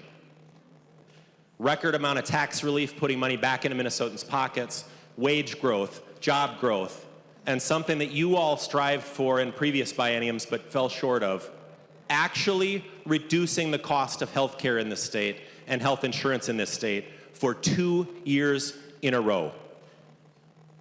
And I know the problems that this state faces aren't partisan. I know that the things that Minnesotans care about aren't issues that just one party in this chamber can solve. So it's going to take all of us rolling up our sleeves to continue to work on those big issues that Minnesotans care about. And when a bill gets introduced, and when it gets moved from one committee to the next, we want to make sure that Minnesotans know about it and can come in here and participate in the process. And the way that that has worked in the past is you as a member, and for the new ones, I think you covered this in your orientation, but there's a box right here with the green tag that says Bill Introductions, and there's another one just outside the Speaker's office. You can take a bill that you have drafted with the assistance of some very professional, nonpartisan staff, I'm sure, and drop that into that, introducing a bill here in this chamber. And that bill, the next time we have a session, will get referred to a committee. That's the official action that happens here in this body. We refer it to a committee. And that bill will get a hearing if the committee chair and that committee chooses to give it a hearing. And the public can come in and testify. And that's a beautiful thing. You know, we are representatives. We are the voice of the people back in our districts here on the floor. They can't come here. But they can come to committee. And they can testify and talk about how this bill will impact their lives or their jobs or their schools. And that's a pretty cool thing, if they can follow it, if they know when that bill's going to get a hearing. And if you're a member of a committee, when that bill comes up, you can testify and you can offer amendments. And if your amendments are good and you can win over the support of a majority of the committee members, that bill will get amended. But in the past, it's always been a recommendation. And we made a motion to amend the bill and re-refer it to another committee. And the next time that we met here in this chamber, that would come up as a motion, and the bill didn't actually get amended until this body took action on it. And that amendment was adopted, and the bill was then re-engrossed, which means those professional nonpartisan staff would draft a new version of that bill with that amendment in it, and that bill would then get re-referred to the next committee. And the public could follow that entire process. And it also gave you as a member of this body, even if you didn't sit on that committee, an opportunity to see that bill and to weigh in on it when we took up those motions.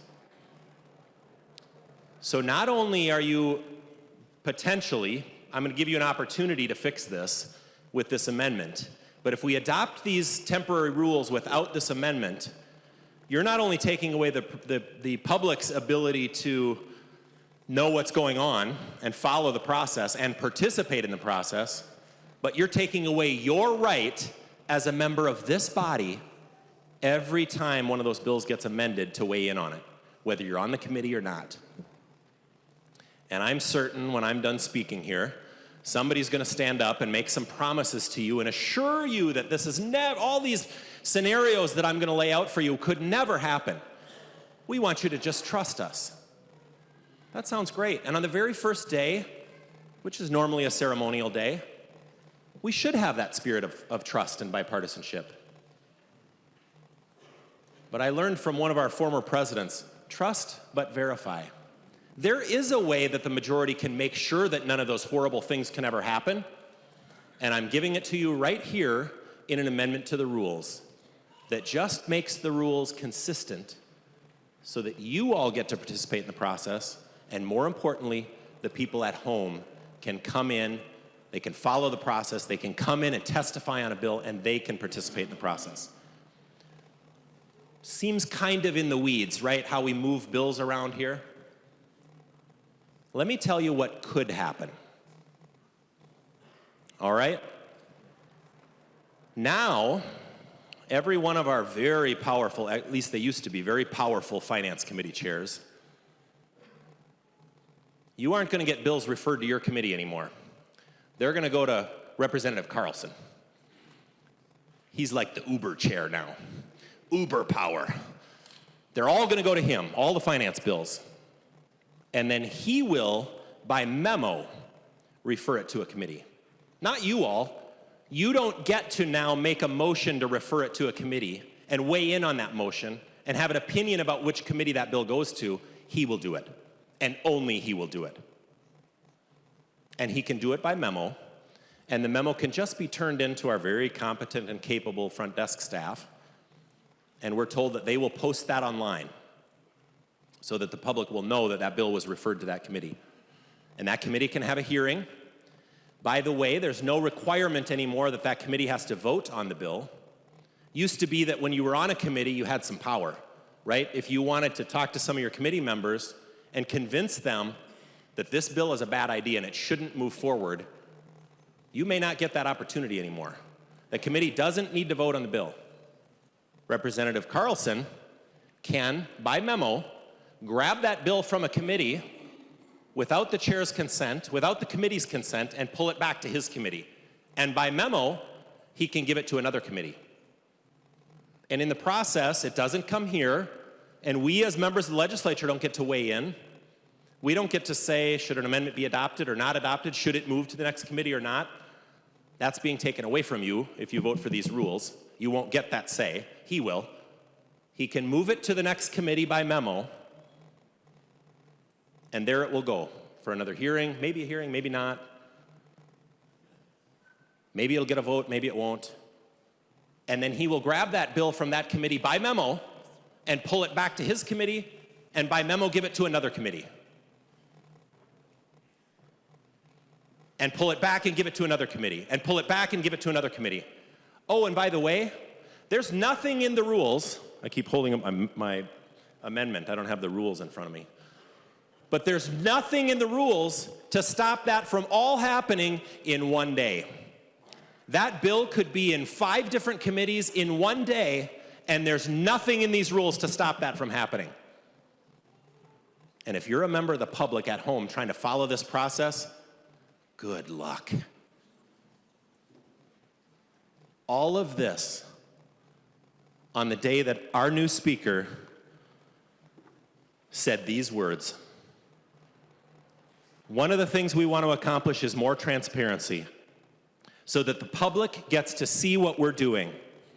All the big decisions, maybe that's the catch, all the big decisions should get made in the public eye if we can at all have that happen. That wasn't, by the way, I'm famous for digging stuff up from 5 years ago. She said this today. This is the transparency that this new majority is talking about.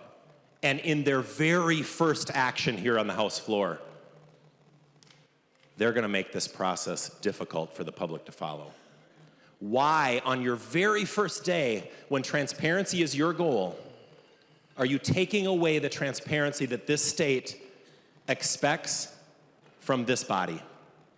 Your very first action, and I'm sure, freshmen, they told you in committee, trust Lyndon Carlson, trust us, this will all be fine.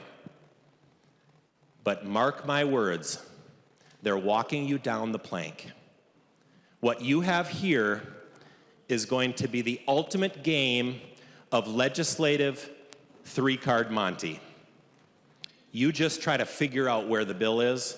You try to figure out what version of the bill you're voting on, because by the way, this committee can amend it. It can come back to Lyndon Carlson, go to another committee. They won't even have a new engrossed copy. They'll amend the bill. It'll come back to Lyndon Carlson, get referred to another committee. They may amend it again, come back to Lyndon Carlson, go to another committee, and we've never had an engrossed copy of the bill yet.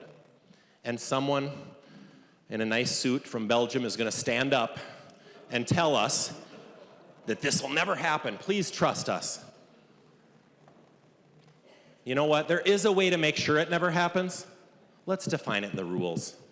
Let's make sure that the public has a chance to follow the process. Let's make sure that we've made it fair for them. We don't care. You know what? We're over here. We're smart. We'll figure out where these bills are. But when somebody wants to drive from Roseau, Minnesota to testify on a bill, they could be halfway here and not make the third committee hearing in one day on the same bill. They won't have a chance. And I know you don't have any members over there from more than 20 miles from the Capitol anymore, but we do. And our constituents want to participate in the process, and they should get to. So sorry, I'm being a little funny, I know, but this is important work. And shake your heads, because they told you in caucus before you came out here, don't worry, don't worry. Lyndon knows how to do this, and he'll do the right thing. You know what? Trust but verify. There's a way to make sure that Lyndon does the right thing. And this amendment will put the rules into the form that not only are we accustomed to, that, by the way, this new process is not easy for our nonpartisan staff. They're used to the process we have had for years and years. This doesn't make their job easy. There is a way for you to make sure that none of those bad things ever happen, and it's to adopt this amendment. And I'm certain that some other people, Madam Chair may have, or Madam Speaker may have, want to give some input about what their constituents would think about this as well. But I really strongly encourage all the members to vote for this amendment. This is putting it in the form that we're used to, the form that the public can follow, the form that will allow for adequate public notice on when a bill is moving from one committee to the next. And it also doesn't give your power away.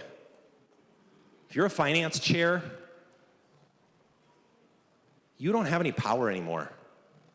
If you're a member of this body and a committee amends a bill, you're not going to get to talk about that anymore on this floor. You're not going to get to decide whether you want to, as a body, adopt that amendment or not before it moves to the next committee. If you adopt these rules without this amendment, you're literally giving away your right to represent your constituents. Is that what you want to do? Is that the transparency that you ran on, that you voted for, that your constituents voted for, that our new speaker spoke about today? Is that the kind of transparency that you want to vote out the door on your very first action? I know this is dumb, right? Process thing. You're watching at home? Fair warning. You're about to see a real game of legislative three-card Monte for the next 5 months. But we as a body have an opportunity to step up and make sure that the people at home get the transparency that they deserve. Please vote for this amendment. It is the right thing to do. Members, there's a memo on your desk outlining the rules and policies of the House that I intend to enforce as Speaker. Madam Speaker, I'd also move for a roll call. One of them is Mason's Section 124, Paragraph 1, which states, in debate, a member must confine their remarks to the question before the House and avoid personalities. It is not the person, but the measure that is the subject of debate, and it is not allowable to arraign the motives of a member, but the nature and consequences of a measure may be condemned in strong terms. Members, please avoid personalities in debate. The member from Winona, Representative Pawlowski. Roll call having been requested. Are there 15 hands? Seeing 15 hands, there will be a roll call. Representative Pawlowski.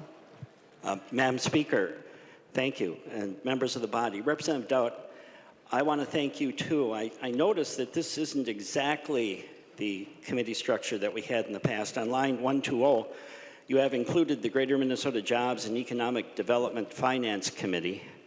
And on line 2.13, you've included the Subcommittee on Legislative Process Reform.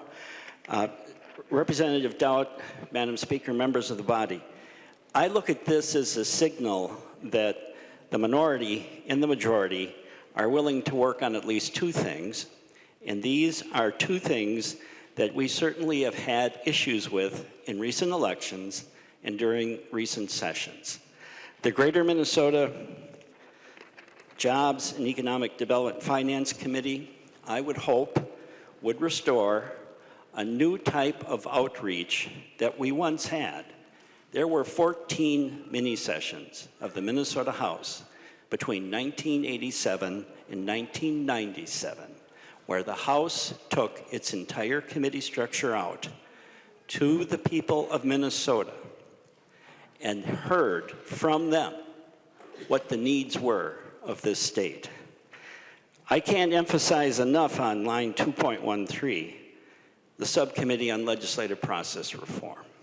I would hope that we as a body would take a serious look at structural changes of the body so we could better serve the people of Minnesota.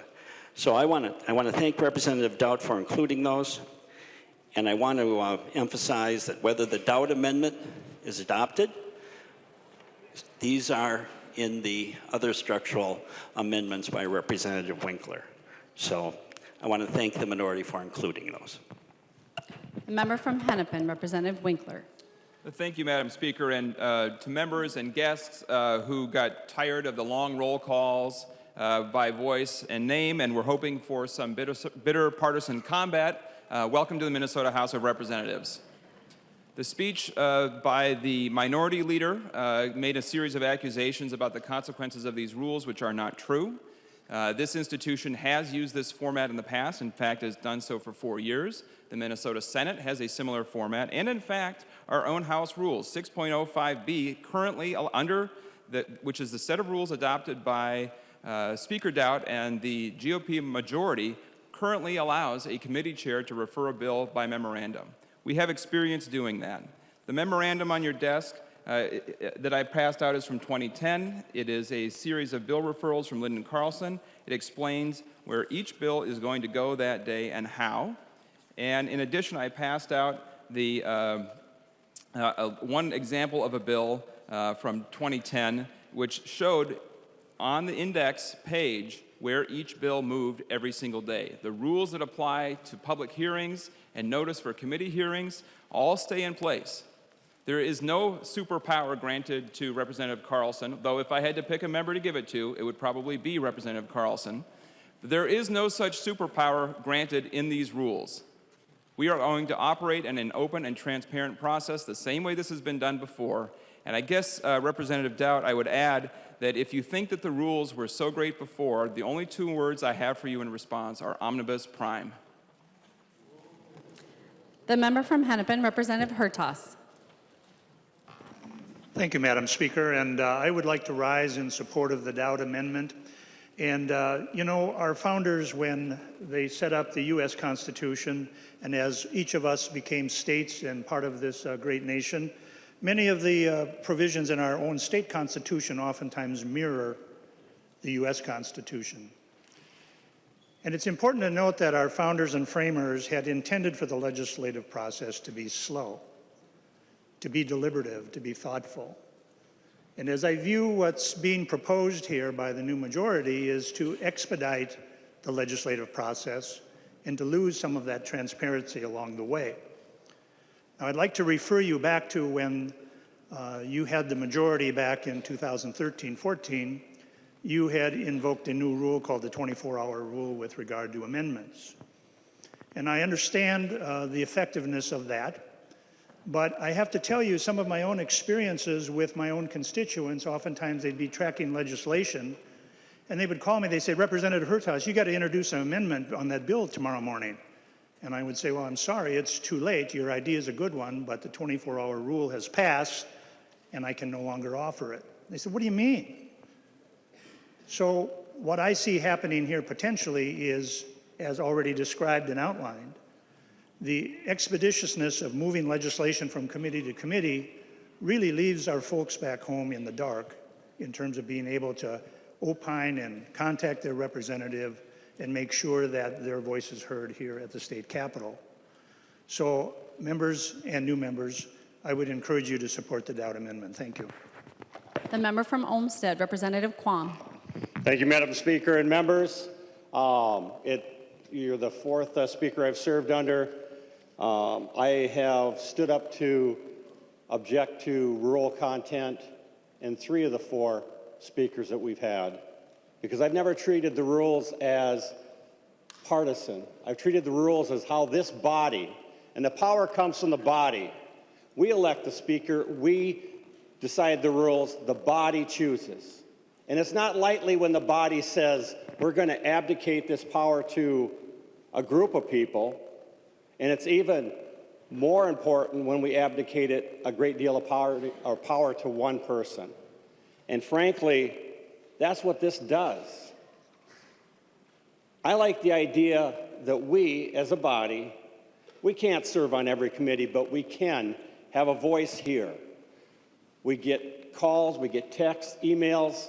People let us know, and we can stand on this floor and speak about the bill as it's being referred, or say that we want amendment. We can do all these things. We have the power. In order to have things work more efficiently, rules are changed to make things go easier. But at some point, we must realize the responsibility and the power lies in this body. And this body should not abdicate that power lightly. And I stand against the concentration of power that the unamended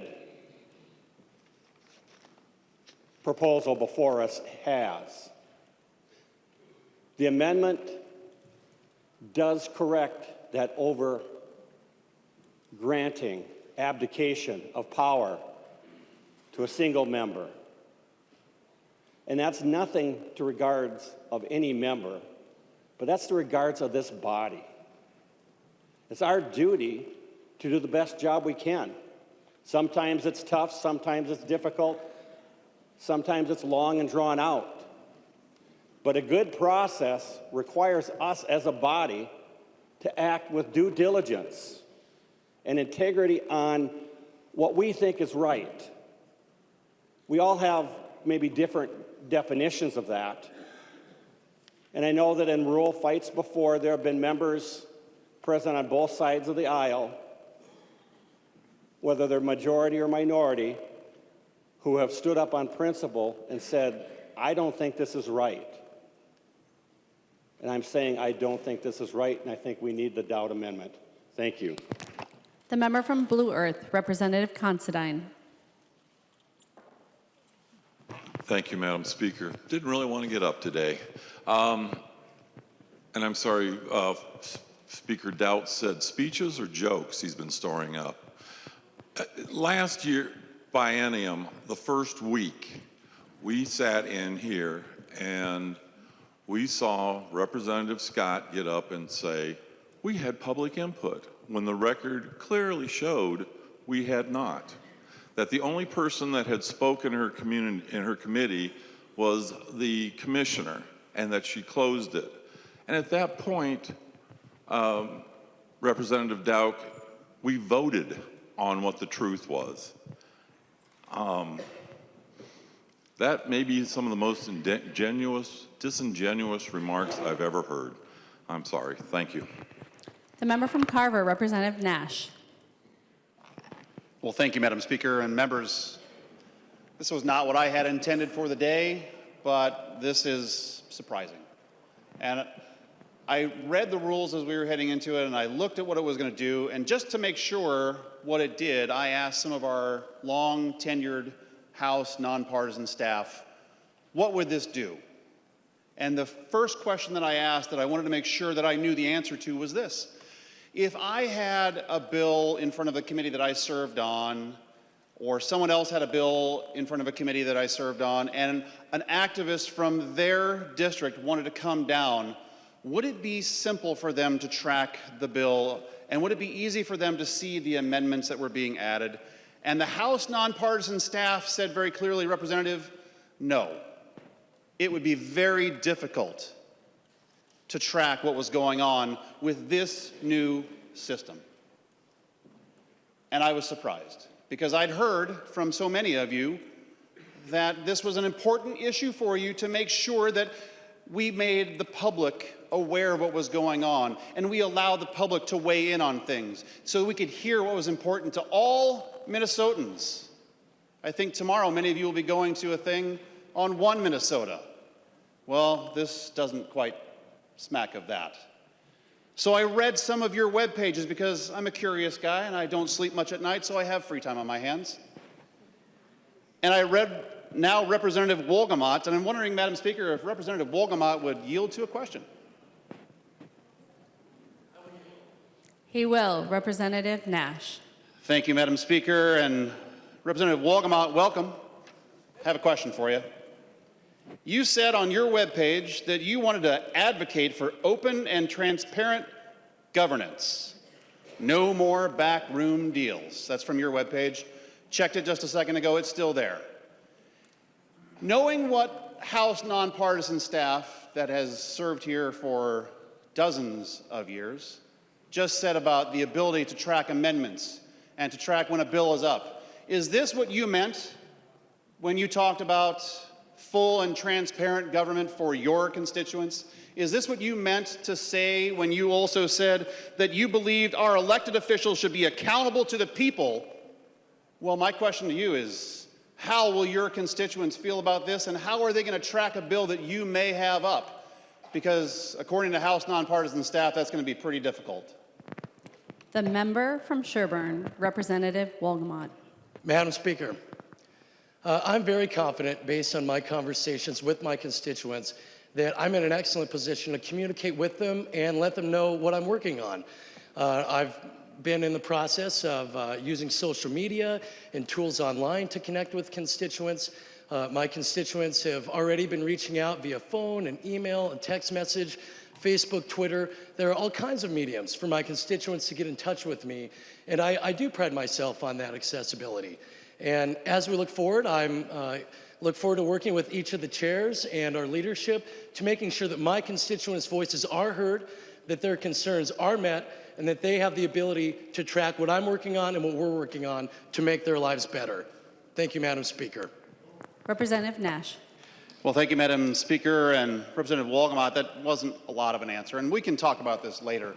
But you being able to communicate to your constituents isn't going to take in the totality of the many bills that we have going through here. We have thousands of bills over the course of a biennium, and they're going to want to know what might affect them that you may not be aware of. This doesn't afford for that. So, members, I would encourage you to vote in the affirmative for the Dowd Amendment. Thank you, Madam Speaker. The member from Freeborn, Representative Bennett. Thank you, Madam Speaker, and members. It's good to be back here, isn't it? I want to say transparency is important to this entire body. And I think that the intentions of the other side are good, but I think we need this Dowd Amendment to assure that transparency takes place. There's just too much opportunity for misuse or mistakes or whatever. And I think of the important topics that go through this body. One of them is near and dear to my heart, which would be school safety. And last year, this body actually passed a lot of really great funding and policy that would help with school safety. And the public followed that. They followed that by being able to look at the various engrossments and follow the bills that are their passion. And school safety is one of those passions. I'm concerned that the public is going to be left out. And I know people back home want to follow these topics that they're passionate about. So I would respectfully ask that we support the Dowd Amendment, which would put that rubber stamp of assurance that we will operate in a transparent way. Thank you, Madam Speaker. The member from Waseca, Representative Petersburg. Thank you, Madam Speaker. I appreciate the opportunity here.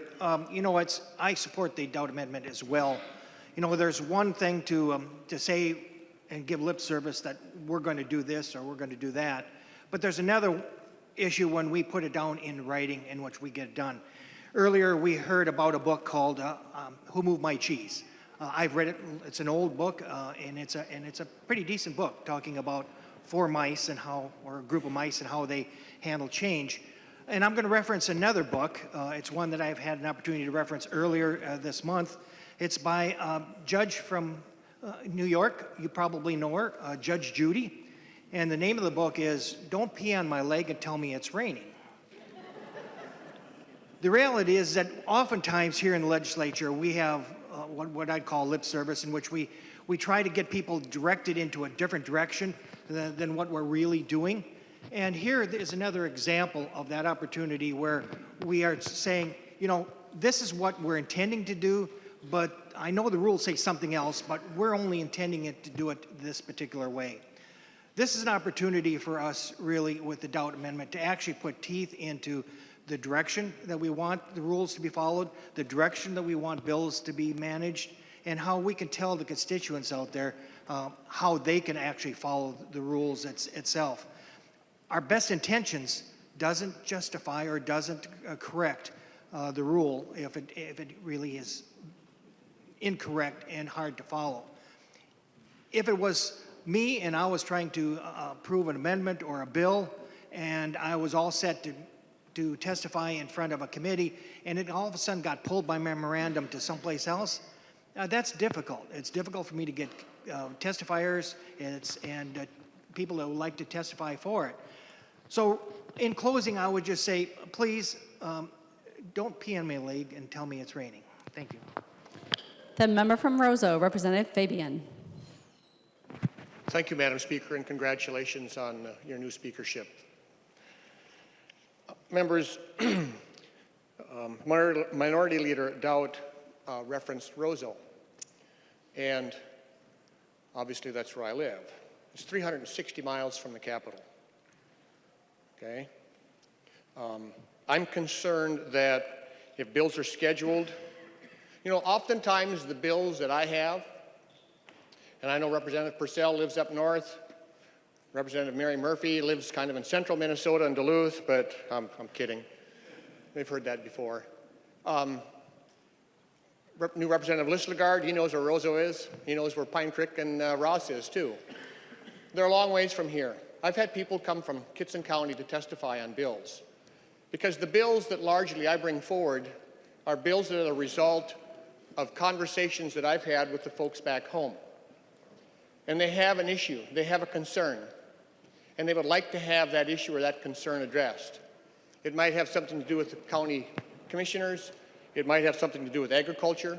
I've been very active in the mining industry and trying to fix things with regards to, for example, the wild rice standard. We have a lot of topics here. Representative Keel has been very instrumental in the elder care situation. I'm concerned that this, what I would refer to as a centralizing of power, is going to make it more difficult for folks in Crookston or Thief River Falls or Hallock to be able to come to the Capitol and testify on important issues to them. We spent a lot of time in the last session talking about the wild rice standard. We had several different hearings. We'd like to be able to make sure that people can get here and know ahead of time when things are going to be scheduled. You know, Representative Lesh, I'd like to correct one thing that he said today. He talked about, in the past, something about your shenanigans. Well, I thought that they were our shenanigans when he referred to that. But I'm also having some trouble with these here, okay? Oh, your is kind of an inclusive word. All right, I gotcha. We've also heard Representative Hansen talk about things in the past with regards to dark of the night. I'm concerned about that. I think we need more openness. We need more transparency. I heard Representative Hornstein say today, Representative Hornstein, that's a joke that he and I have between us. He said today that we have to give all people a voice at the decision table. And I don't believe that the new set of rules that you would like to impose are going to do that. Okay?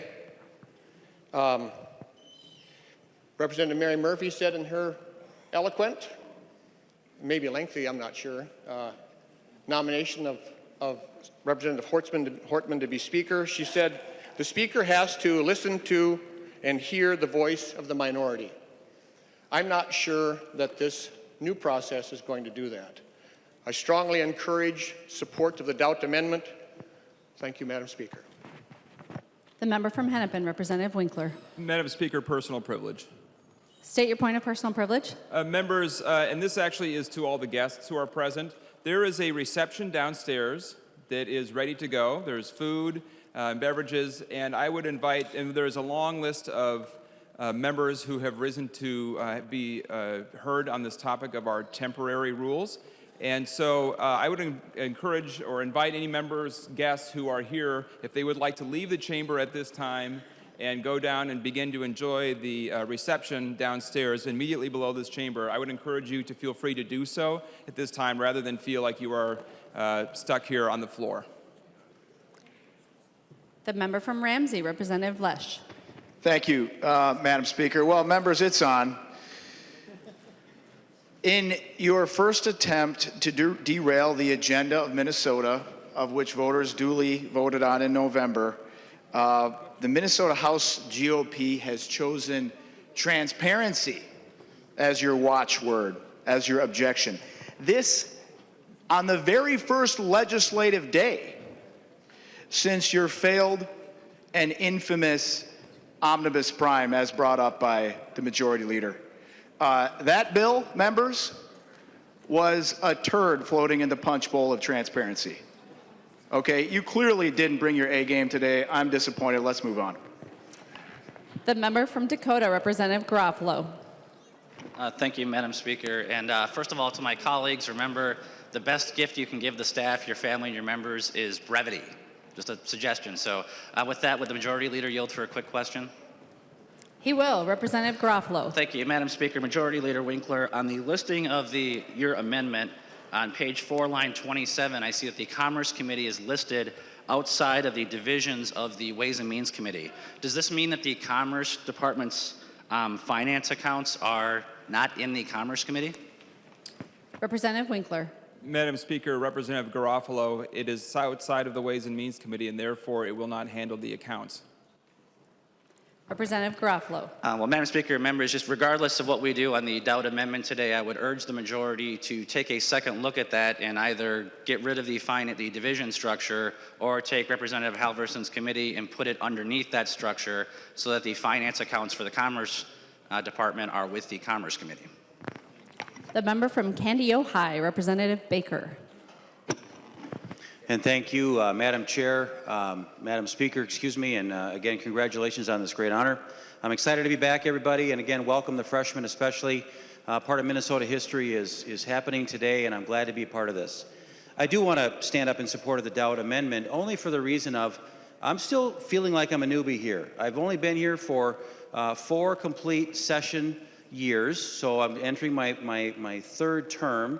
But I will tell you this, that when I see committee coming back to this body to when we refer a new bill or a re-referral to a different committee, it has a quick stop right here. It literally takes, in my history of being here, it's about 60 to 90 seconds to talk about that re-referral. It doesn't take long at all. It's a heads up for us to say that we've all heard it, we've all agreed with it, and if we don't agree with it here, we can say something about it as a whole body. I am really looking forward to working with my colleagues on the other side of the aisle on many issues. Representative Eklund, we're gonna do good stuff with rural broadband. We're gonna do some great stuff, Representative Olson, on opioids. I can't wait to dive in, and my conversations with you have been very productive up to now, and I expect nothing less than that going forward. But what I have learned in the past is when I have been very active with opioids and addiction, and when we line up folks from around the state that want to come in here and tell us our story, moms and dads that have lost kids, parents and wives and husbands that are in real need of telling their story because we have some serious issues to fix. We need to make sure we don't have a super chair or something like that that could be re-referred without this proper process. So as a member of this body, I am really looking forward to some good work, but I want to make sure that we keep it as clear and transparent as can be. And I stand just again to ask for your support today, the first day, to make sure that if anything, we go a little too far, or we make sure that we protect every bit of transparency we can today. So I support the Dowd amendment. The member from Meeker, Representative Erdahl. Thank you, Madam Speaker and members. I have long avoided getting into any process debates. Making a little bit of an exception today. Transparency certainly is important, and a lot of the concerns that I have been mentioned by other folks, but in the interest of clarity, I just want to ask a couple of direct, simple questions. Would the Majority Speaker yield, please? The Majority Leader will yield. Representative Erdahl. Thank you. Again, in the spirit of directness and clarity, are bills going to be given, are we going to have bill hearings in committee? Representative Winkler. Madam Speaker, Representative Erdahl, yes. Representative Erdahl. Thank you, Madam Speaker, and thank you, Representative Winkler. Okay, so bills are going to be heard in committee. If I am so honored to be given a bill hearing for one of my bills, do I have assurance so that I can line up testifiers and bring people in? Do I have assurance that that bill will not be rescheduled, that I will be given time enough to notify and allow people to come in, and that the hearing will be held as scheduled? Representative Winkler. Madam Speaker, Representative Erdahl, yes, you will have ample time to schedule testifiers, prepare your own testimony on behalf of your own bill, and in fact, the transparency and openness and notice standards of the House are going to be substantially better this year than they have been in recent years. Representative Erdahl. Thank you, Madam Speaker. Representative Winkler, well, that answers questions. I mean, transparency is important, and I would hope that if we do not adopt this amendment, which I will support, that the majority is true to their words and does make sure that we have the adequate time that we need to schedule our testifiers and have our hearings. The member from Douglas, Representative Franson. The member from Wabasha, Representative Drzkowski. Thank you, Madam Speaker. Madam Speaker, members, I rise in support of the Dowd amendment. We have in front of us the proposed temporary rules, and for those watching at home and for those that have been sitting through this with us here today, you really wonder what is being discussed. But this is fundamental to how the legislature, in this case, how the House of Representatives operates and brings the discussion of the people of Minnesota through this place. And so it's fundamentally important. What we see proposed here and what we're attempting to, what the amendment attempts to amend is, members, a structure, a committee structure that places one committee to be responsible for the entire nearly $50 billion operating budget of the state of Minnesota. Under one committee, every one of those finance committees that is going to be crafting bills to handle its portion of the nearly $50 billion budget is a subcommittee of one committee in what is being proposed by the majority here today.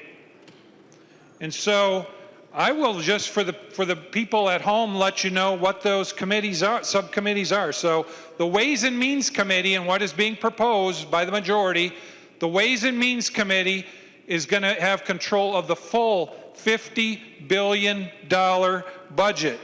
And under them are various subcommittees: the Property and Local Tax, the Agriculture and Food Finance and Policy Division, the Capital Investment Division, the Education Finance Division and its Division of Early Childhood Finance and Policy, the Environment and Natural Resources Finance Division, the Greater Minnesota Jobs and Economic Development Finance Division and its Water Division, subdivision, The Energy and Climate Finance and Policy Division. Members and people at home, these are all subcommittees of the Ways and Means Committee that is going to control the entire $50 billion budget of the state of Minnesota and what is being proposed by the majority here today. Also, other subcommittees include the Energy and Climate Finance and Policy Division, the Greater Minnesota Jobs and Economic Development Finance Division, the Health and Human Services Finance Division and its subcommittees of long-term care and early childhood finance and policy, the Higher Education Finance and Policy Division. Excuse me, Madam Speaker, I need to take a breath. The Housing Finance and Policy Division, the Jobs and Economic Development Finance Division, the Judiciary Finance and Civil Law Division, the Legacy Finance Division, the Public Safety and Criminal Justice Reform Finance and Policy Division, and its subcommittee, the Corrections Division, and if I can turn the page, Madam Speaker, the State Government Finance Division, the Transportation Finance and Policy Division, and the Veterans and Military Affairs Finance and Policy Division. Members, guests, and people at home, those are all, under what is being proposed by the majority, those are all subcommittees of one humongous committee that is going to control the $50 billion budget of the state of Minnesota in what they're proposing. So Representative Doubt was correct. What that is going to allow is for the majority to basically grease the skids of their operations and run their agenda through so quickly that the people of Minnesota will not be able to keep up. And Madam Speaker, I applaud you on getting rid of the mute button. You did a great job. I disagreed with that, as many people in the old majority did. It was wrong. You did it right there. You've communicated that to people. That was a right thing to do. Madam Speaker, I and other members of the minority have signed on to a bill with Representative Freiberg to take a look at our single subject clause of the state constitution and bring some refinements to that so we don't have the omnibus prime that happened when Democrats were in control, that also happened when Republicans were in control. Representative Liebling, you were arguing it last time. I was arguing against it the time before. It was wrong then. It was wrong the other time. You're right. We need to make some changes to that, bring transparency so that people can understand what is passing through this House. And members, Madam Speaker, people of Minnesota watching, and guests here today, this proposal by the majority goes completely opposite of those things I just mentioned and takes away the ability for the people to know what is going on here. Those bills are going to move with their amendments under what is being proposed by the majority at light speed. Not only will members in this body have a hard time knowing what is where and when and why and how, but the people of Minnesota will not have a clue what is going on in things that matter so much to them. Thank you, Madam Speaker. Thank you, members. I urge your support of the Doubt Amendment. The member from Isanti, Representative Doubt. Thank you, Madam Speaker and members. And for those of you that are new, this means we're wrapping up. So that's the good news. The bad news is I didn't hear a lot of support from your side of the aisle. And that's not only bad for people in this chamber and the promises that you made to your constituents, but it's bad for people at home. I want to talk a little bit about what the rules say. In your desk, our very capable staff has placed a copy of our House rules. Rule 6.20, third paragraph. As far as practicable, the chair of a committee must give 3 days' notice of the date, time, and place and agenda for each meeting. The agenda part of that is what's important, because that's what tells people what bills are going to be heard that day. And if you're at home, you care a lot about a bill and you want to come in and testify, you kind of need that notice, right?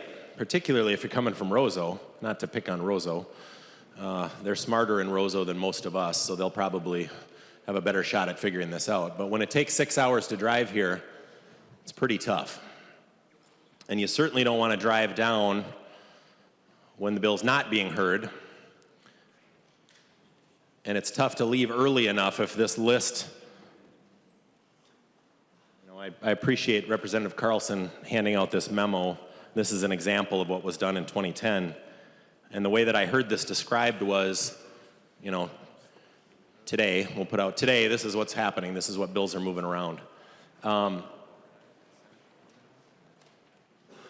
It's pretty tough if that comes out in the morning and a bill's going to be in committee today to leave early enough from Roseau, Minnesota to get here to testify on that bill.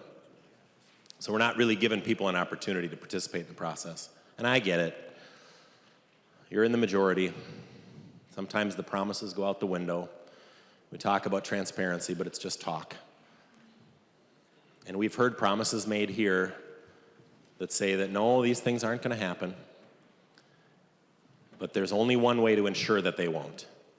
It's to put it in our rules. And so what did the real difference make? What was the real difference?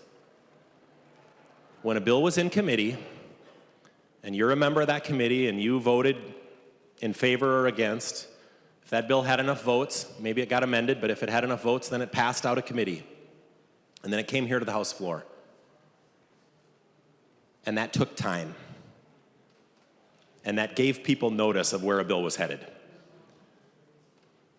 This set of rules, without this amendment, takes away the insurance policy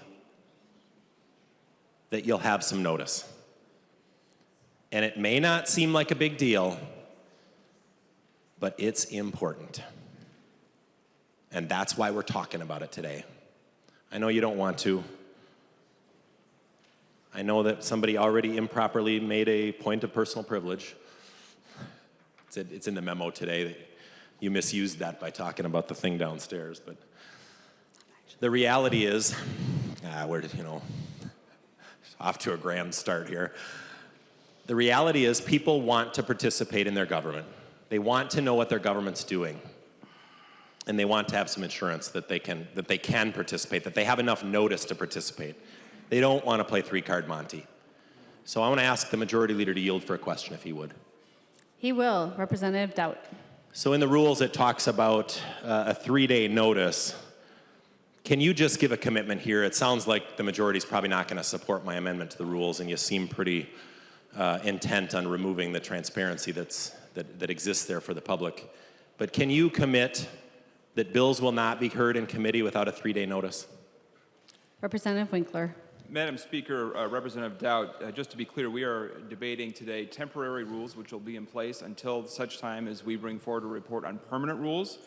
I would anticipate that the long-standing language that you yourself used regarding as far as practicable on the 3-day notice for committee hearings will be the same. It could be different. We have not had a chance to discuss that, but I anticipate that the long-standing recognition that 3 days is not always possible, although it is desirable, will remain the same. And I think, there were a number of issues at the end of last session related to conference committees that never met in public, provisions that were never passed by either the House or Senate being inserted at the last minute, an enormous bill that was like the biggest ball of twine in Texas, and it all went up in flames. All of those things that happened under the current rules. And however, I did not hear anything about a 3-day rule in committee being an issue, and to the extent it is, I think that we can discuss it, but I think it will come back much the same. And so I don't anticipate that we will be any less transparent than your majority. In fact, I anticipate we will be a great deal more transparent, and that there will be more than adequate time and notice to have bills heard, testifiers notified, and for the public to weigh in, just as I had discussed with Representative Erdahl. Representative Doubt. Thank you, Madam Speaker. I didn't get to hear what I wanted to hear there, unfortunately. I was really hoping we'd hear a commitment that you wanted to be transparent. I mean, this is about what you've said to the public. This is about what you've said, that you want to be transparent, not about what happened last year or, comparing yourself to something that you've complained about. This is about cleaning it up, right? And making sure that you're going to do things transparent. It's also about making sure that your actions match your words. So what I didn't hear is that you're not willing to make a commitment to the public that they will get a 3-day notice. Under our current rules, they were kind of ensured a 2-day notice because the bill had to come here to the House. You know, that committee would pass the bill out and make a recommendation that it get referred to a certain committee, so you kind of knew where it was headed, right? Now we're not going to do that anymore, but that's the old process. You kind of knew where it was headed. Then it came here when we had our next session, and we got to debate it and decide, do we like the amendments? If so, yes, we'll pass it, and it gets to go to that committee. It gets referred to that committee. So you kind of knew where it was headed. You kind of had at least a 2-day notice. Can you, if he would yield to another question? He will. Representative Dowd. Thank you. Can you, Representative Winkler, just at least promise people at home, make a commitment that they'll get a 2-day notice when a bill's coming up in committee? Can you make that commitment to Minnesotans? Representative Winkler. Madam Speaker, Representative Dowd, I can commit to you that I think that the committee rules will be roughly the same as they were under your leadership. And I believe that that was transparent enough at the committee stage of the process. I would also just like to point out that you've kind of put out this red herring or this straw man about a lack of transparency, but Rule 6.05B of your rules says the chair of a committee may refer a bill within the possession of the committee to a division of that committee. It goes on to say that a committee chair referring or recalling a bill under this paragraph must give written notice of the referral or recall as soon as possible to the chief clerk for publication. To the extent practical, the chief clerk must attempt to provide notice on the House website of referrals and recalls of bills under this paragraph. Those are your rules. Representative Dowd. Thank you, Madam Speaker. And you know what? I maybe should have just had you read that right away because you're making my point exactly. Those rules under the old system where not every finance committee was a division of Ways and Means, and that's the real problem here. Those rules didn't allow a member who's not on a committee by memo to grab a bill from a committee and move it to another committee. It's exactly what you're proposing that gets rid of that system. Now bills will move just because one member of a committee that he may not sit on can grab them out of that by memo and put them in another committee. And you can assure us that this isn't going to happen, but if it's not going to happen, then we don't need the rules to say that. Then you should accept my amendment to the rules. If the promises are that you're not going to do that, then just let the public know. Give them a fighting chance to participate in the process here. Let them know that you're not going to do that by putting it in the rules. It's funny that it's literally the first day. Oh, and these are just the temporary rules, and gosh, wouldn't it be nice if we could all go downstairs and eat some cookies together? By the way, don't pay any attention to what you're voting for here. This isn't going to have any impact. That's not transparency. Representative Winkler, I asked you if you would give the public 2 days' notice of a bill coming up in committee, and you failed to give them that commitment. Please, I'm going to ask one more time if he would yield for a question. He will. Representative Dowd. Thank you, Madam Speaker. Would you please make the commitment on this floor that you will give people at least a 24-hour notice before a bill comes up in committee? Because if you can't make that commitment on this floor, then the public, if they're driving in from Roseau or from Rosemont, maybe in most cases, aren't going to be able to participate in the process here in the Minnesota House. I'm actually disappointed that you can't do a 3-day notice and that you can't do a 2-day notice. But what that tells me is that you plan to move bills with less than a 3-day notice and less than a 2-day notice. Please tell me that you can make the commitment that you won't move a bill in this chamber from one committee to the next without a 24-hour notice of a committee hearing to the public. Can you make that commitment today? Representative Winkler. Madam Speaker, Representative Dowd, I have already answered your question. I do not anticipate that the committee hearing deadlines are going to substantially change from past practice or from your own rules. Representative Dowd. Thank you, Madam Speaker. You can't commit to the public that they will get a 24-hour notice of a bill coming up in committee. Members, The red flag's going up. If this doesn't raise the flag for you that something's going on, doesn't mean we can't do this in 3 weeks when we adopt the real rules or whenever they come up, the permanent rules. But this is a big deal. These are the temporary rules that we're going to operate under. And promises have been made, not just by your new speaker, but by most of you, that you want this body to operate with real transparency. And I know they told you that's probably no big deal. Nobody's ever going to do this, right? Don't pay any attention. Let's eat cookies. This is just a procedural vote. But what you're doing today, and your majority leader just failed to make the most basic promise to a Minnesotan who wants to participate in the legislative process that they will have a chance. And this morning, our new speaker said these words: there are two things we're trying to accomplish. One is more transparency, so the public gets to see what we're doing. All the big decisions should get made in the public eye if we can at all have that happen. One is more transparency. Would he yield for another question? He will. Representative Doubt. So, Representative Winkler, you have failed to make the most basic promise to Minnesotans that 3 days, which is in our rules, and it says practicable, right? And you failed to make the promise that they can have at least 2 days' notice. And I gave you an opportunity. I feel like it was kind of a lifeline, or like I was throwing you a life preserver there. Just 24 hours. And you failed to be able to tell Minnesotans that they can expect 24 hours notice when a bill's going to come up so that they can come in and testify for or against that bill. When your new speaker, which I know you're proud of her, when she said these words today, is this the kind of transparency you think she was talking about?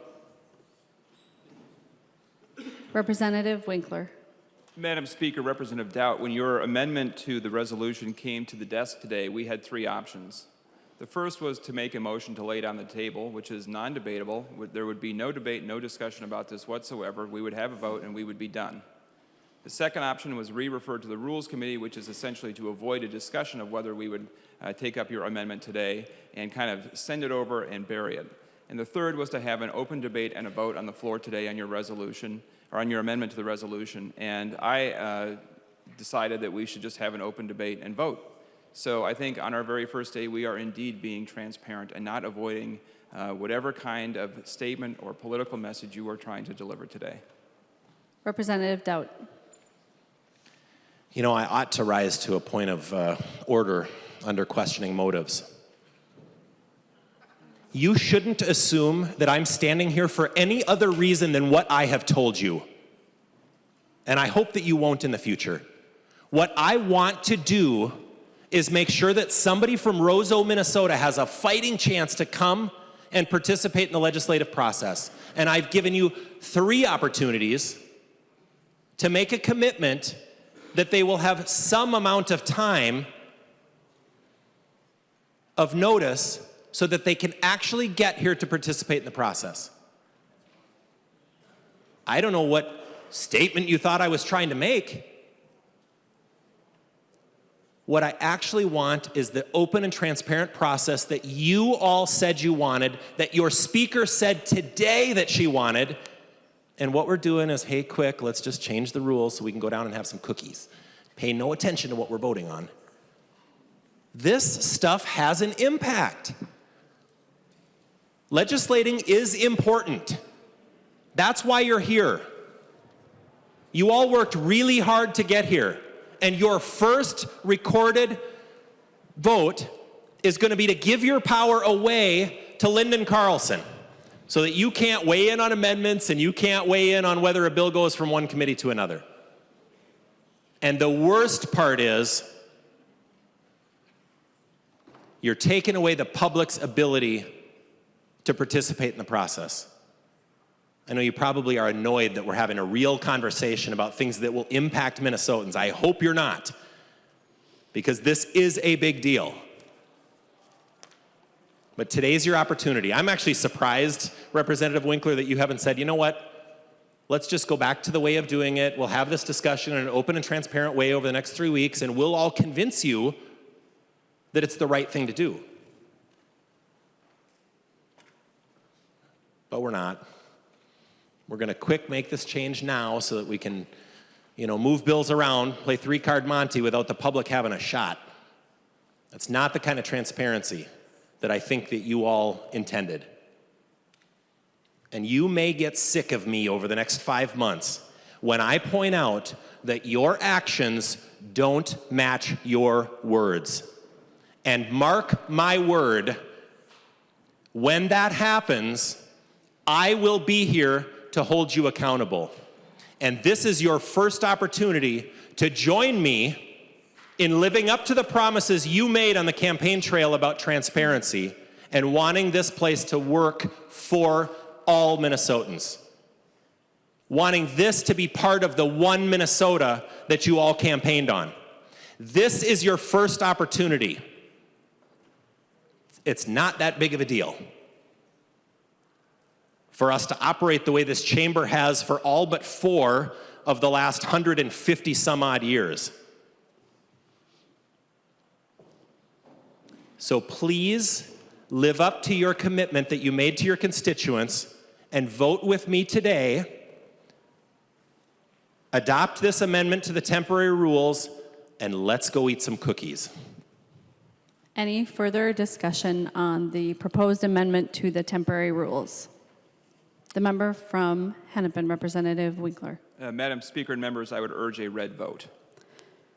Seeing no further discussion, the clerk will take the roll on the amendment.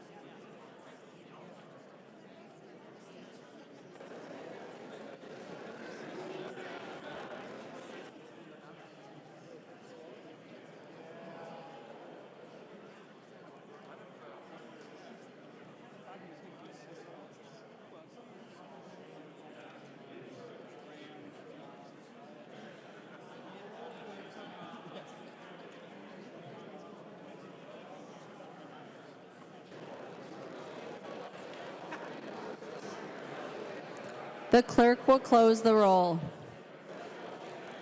There being 59 ayes and 74 nays, the motion does not prevail. The amendment is not adopted. The order of business before the House is the Winkler motion on the temporary rules. Any further discussion? The member from Isanti, Representative Doughton. Thank you, Madam Speaker. I would ask members for a red vote against these temporary rules. They do not contain the kind of transparency that all of you promised when you campaigned. This is your last opportunity to live up to those promises. Please vote no on adopting these rules.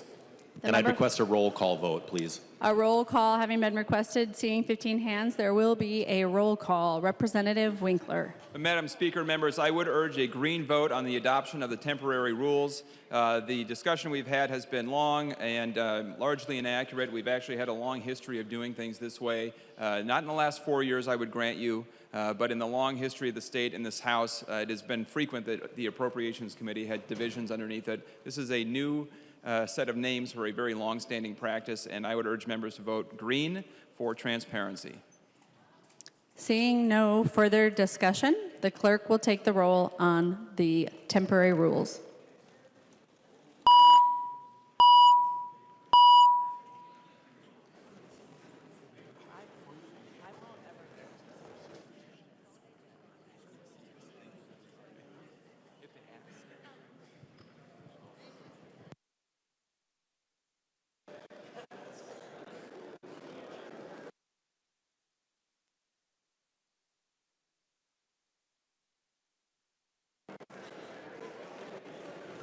The clerk will close the roll.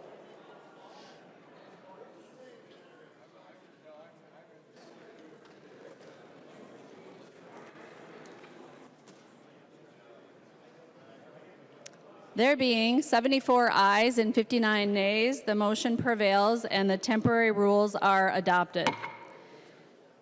Representative Olson offers the following resolution. The clerk will report the resolution. Olson offers the following resolution and moves its adoption. Resolved that the chief clerk be instructed to inform the Senate by message that the House is duly organized pursuant to law. I recognize the member from St. Louis, Representative Olson. Thank you, Madam Speaker. The resolution in front of us just lets the Senate know that the House is duly in order. Any discussion on the resolution? Seeing none, all those in favor of the resolution, please say aye. Aye. Those opposed, please say no. The motion prevails. The resolution is adopted. There's a resolution at the desk. Representative Olson offers the following resolution. The clerk will report the resolution. Resolved that the Speaker appoint a committee of 5 members of the House to notify the Governor that the House of Representatives is now duly organized pursuant to law and ready to receive any messages he may desire to give them. I recognize the member from St. Louis, Representative Olson, to explain the resolution. Thank you, Madam Speaker. This resolution lets the Governor know that the House is duly in order. Any discussion on the resolution? Seeing none, all those in favor of the resolution, please say aye. Aye. Those opposed to the resolution, please say nay. The motion is adopted. Announcement by the Speaker. Announcement by the Speaker. The Speaker announces the appointment of the following members of the House to the committee to notify the Governor that the House is now duly organized, ready to receive any messages he may desire to give them. Becker Finn, Schwang T., Richardson, Robbins, and Damuth. The committee members just named should meet immediately in the Governor's office to notify the Governor that the House is now organized. The committee will then return to the House chamber. Later in today's session, the Speaker will call on Representative Becker Finn for her report. Representative Winkler offers the following resolution. The clerk will report the resolution. Winkler offers the following resolution and moves its adoption. Resolved that the necessary employees as directed by the Committee on Rules and Legislative Administration be authorized by the House effective today, Tuesday, January 8th, 2019, to better expedite the business of the House. Representative Winkler to explain the resolution. Madam Speaker, this resolution allows us to hire the staff that will allow us to do the work on behalf of the people of Minnesota, and I would urge a yes vote. Is there any discussion on the resolution? Since the resolution is an expenditure of money pursuant to our rules, there will be a roll call. The clerk will take the roll.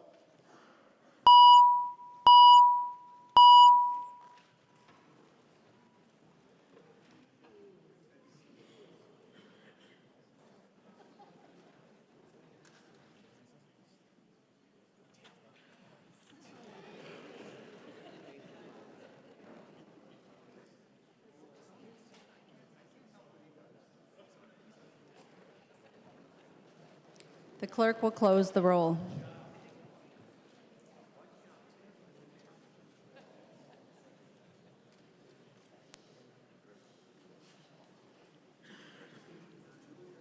There being 130 ayes and 0 nays, the resolution is adopted.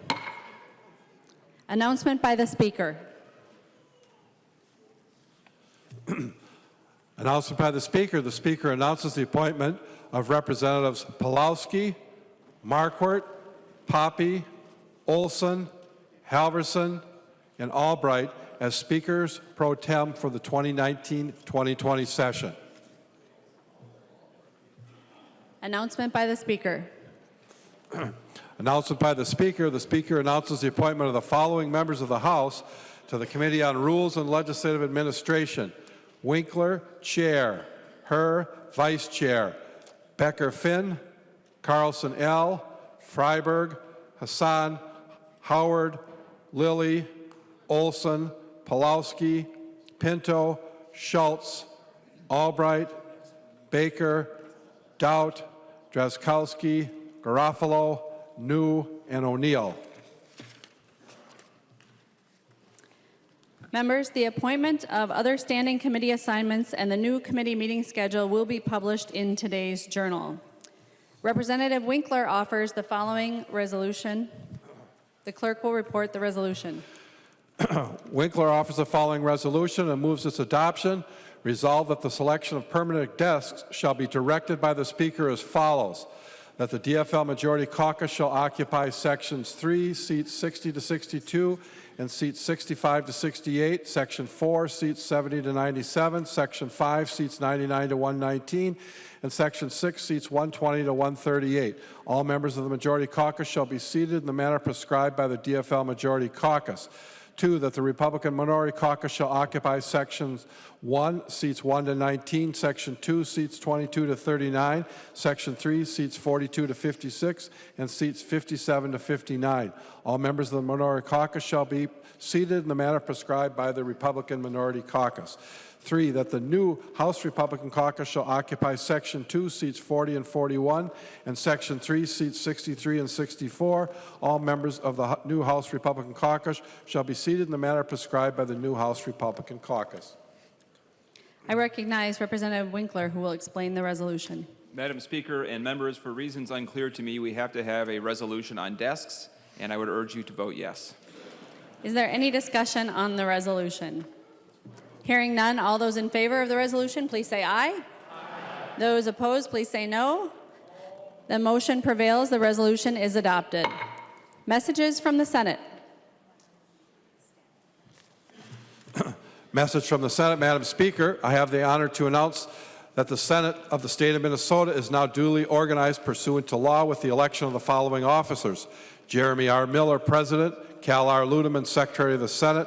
Colleen J. Pacheco, First Assistant Secretary of the Senate. Michael R. Lynn, Second Assistant Secretary of the Senate. Melissa Mapes, Engrossing Secretary. Sven K. Lindquist, Sergeant at Arms. Marilyn Logan, Assistant Sergeant at Arms. And Pastor Mike Smith, Chaplain. The message is signed by Cal R. Ludeman, Secretary of the Senate. Message from the Senate. Madam Speaker, this is to notify you that the Senate is now duly organized pursuant to the Minnesota Constitution and Minnesota statutes. The message is signed Cal R. Ludeman, Secretary of the Senate. Announcements. Representative Winkler. Madam Speaker and members, just a few things. First of all, I announced earlier that there's a reception downstairs. I haven't heard if it's still ongoing or if the cookies are still available or not, but it's supposed to be right down below us. I've also been asked that first-term members join together in the retiring room for a group photo to commemorate this occasion. And finally, I would like to announce that on Thursday's floor session, we will have an opportunity to share remembrances and stories of former Representative Tom Rukavina. Any further announcements? The member from Meeker, Representative Erdahl. Thank you, Madam Speaker. And I'd like to announce that as the member who represents Darwin, Minnesota, and the biggest ball of twine made by one man, that I resent the implication that there's a ball of twine in Texas. Any further announcements? Any further announcements? Representative Winkler. Madam Speaker, I move that when the House adjourns today, it adjourns until 11:30 a.m. Thursday, January 10th, 2019. Representative Winkler moves that when the House adjourns today, it adjourn until 11:30 a.m. Thursday, January 10th, 2019. All those in favor, please say aye. Aye. Those opposed, please say no. The motion prevails. Representative Winkler. Madam Speaker, I move that the House be now adjourned. Representative Winkler moves that the House do now adjourn. All those in favor, please say aye. Aye. Those opposed, please say no. The motion prevails. The House is adjourned.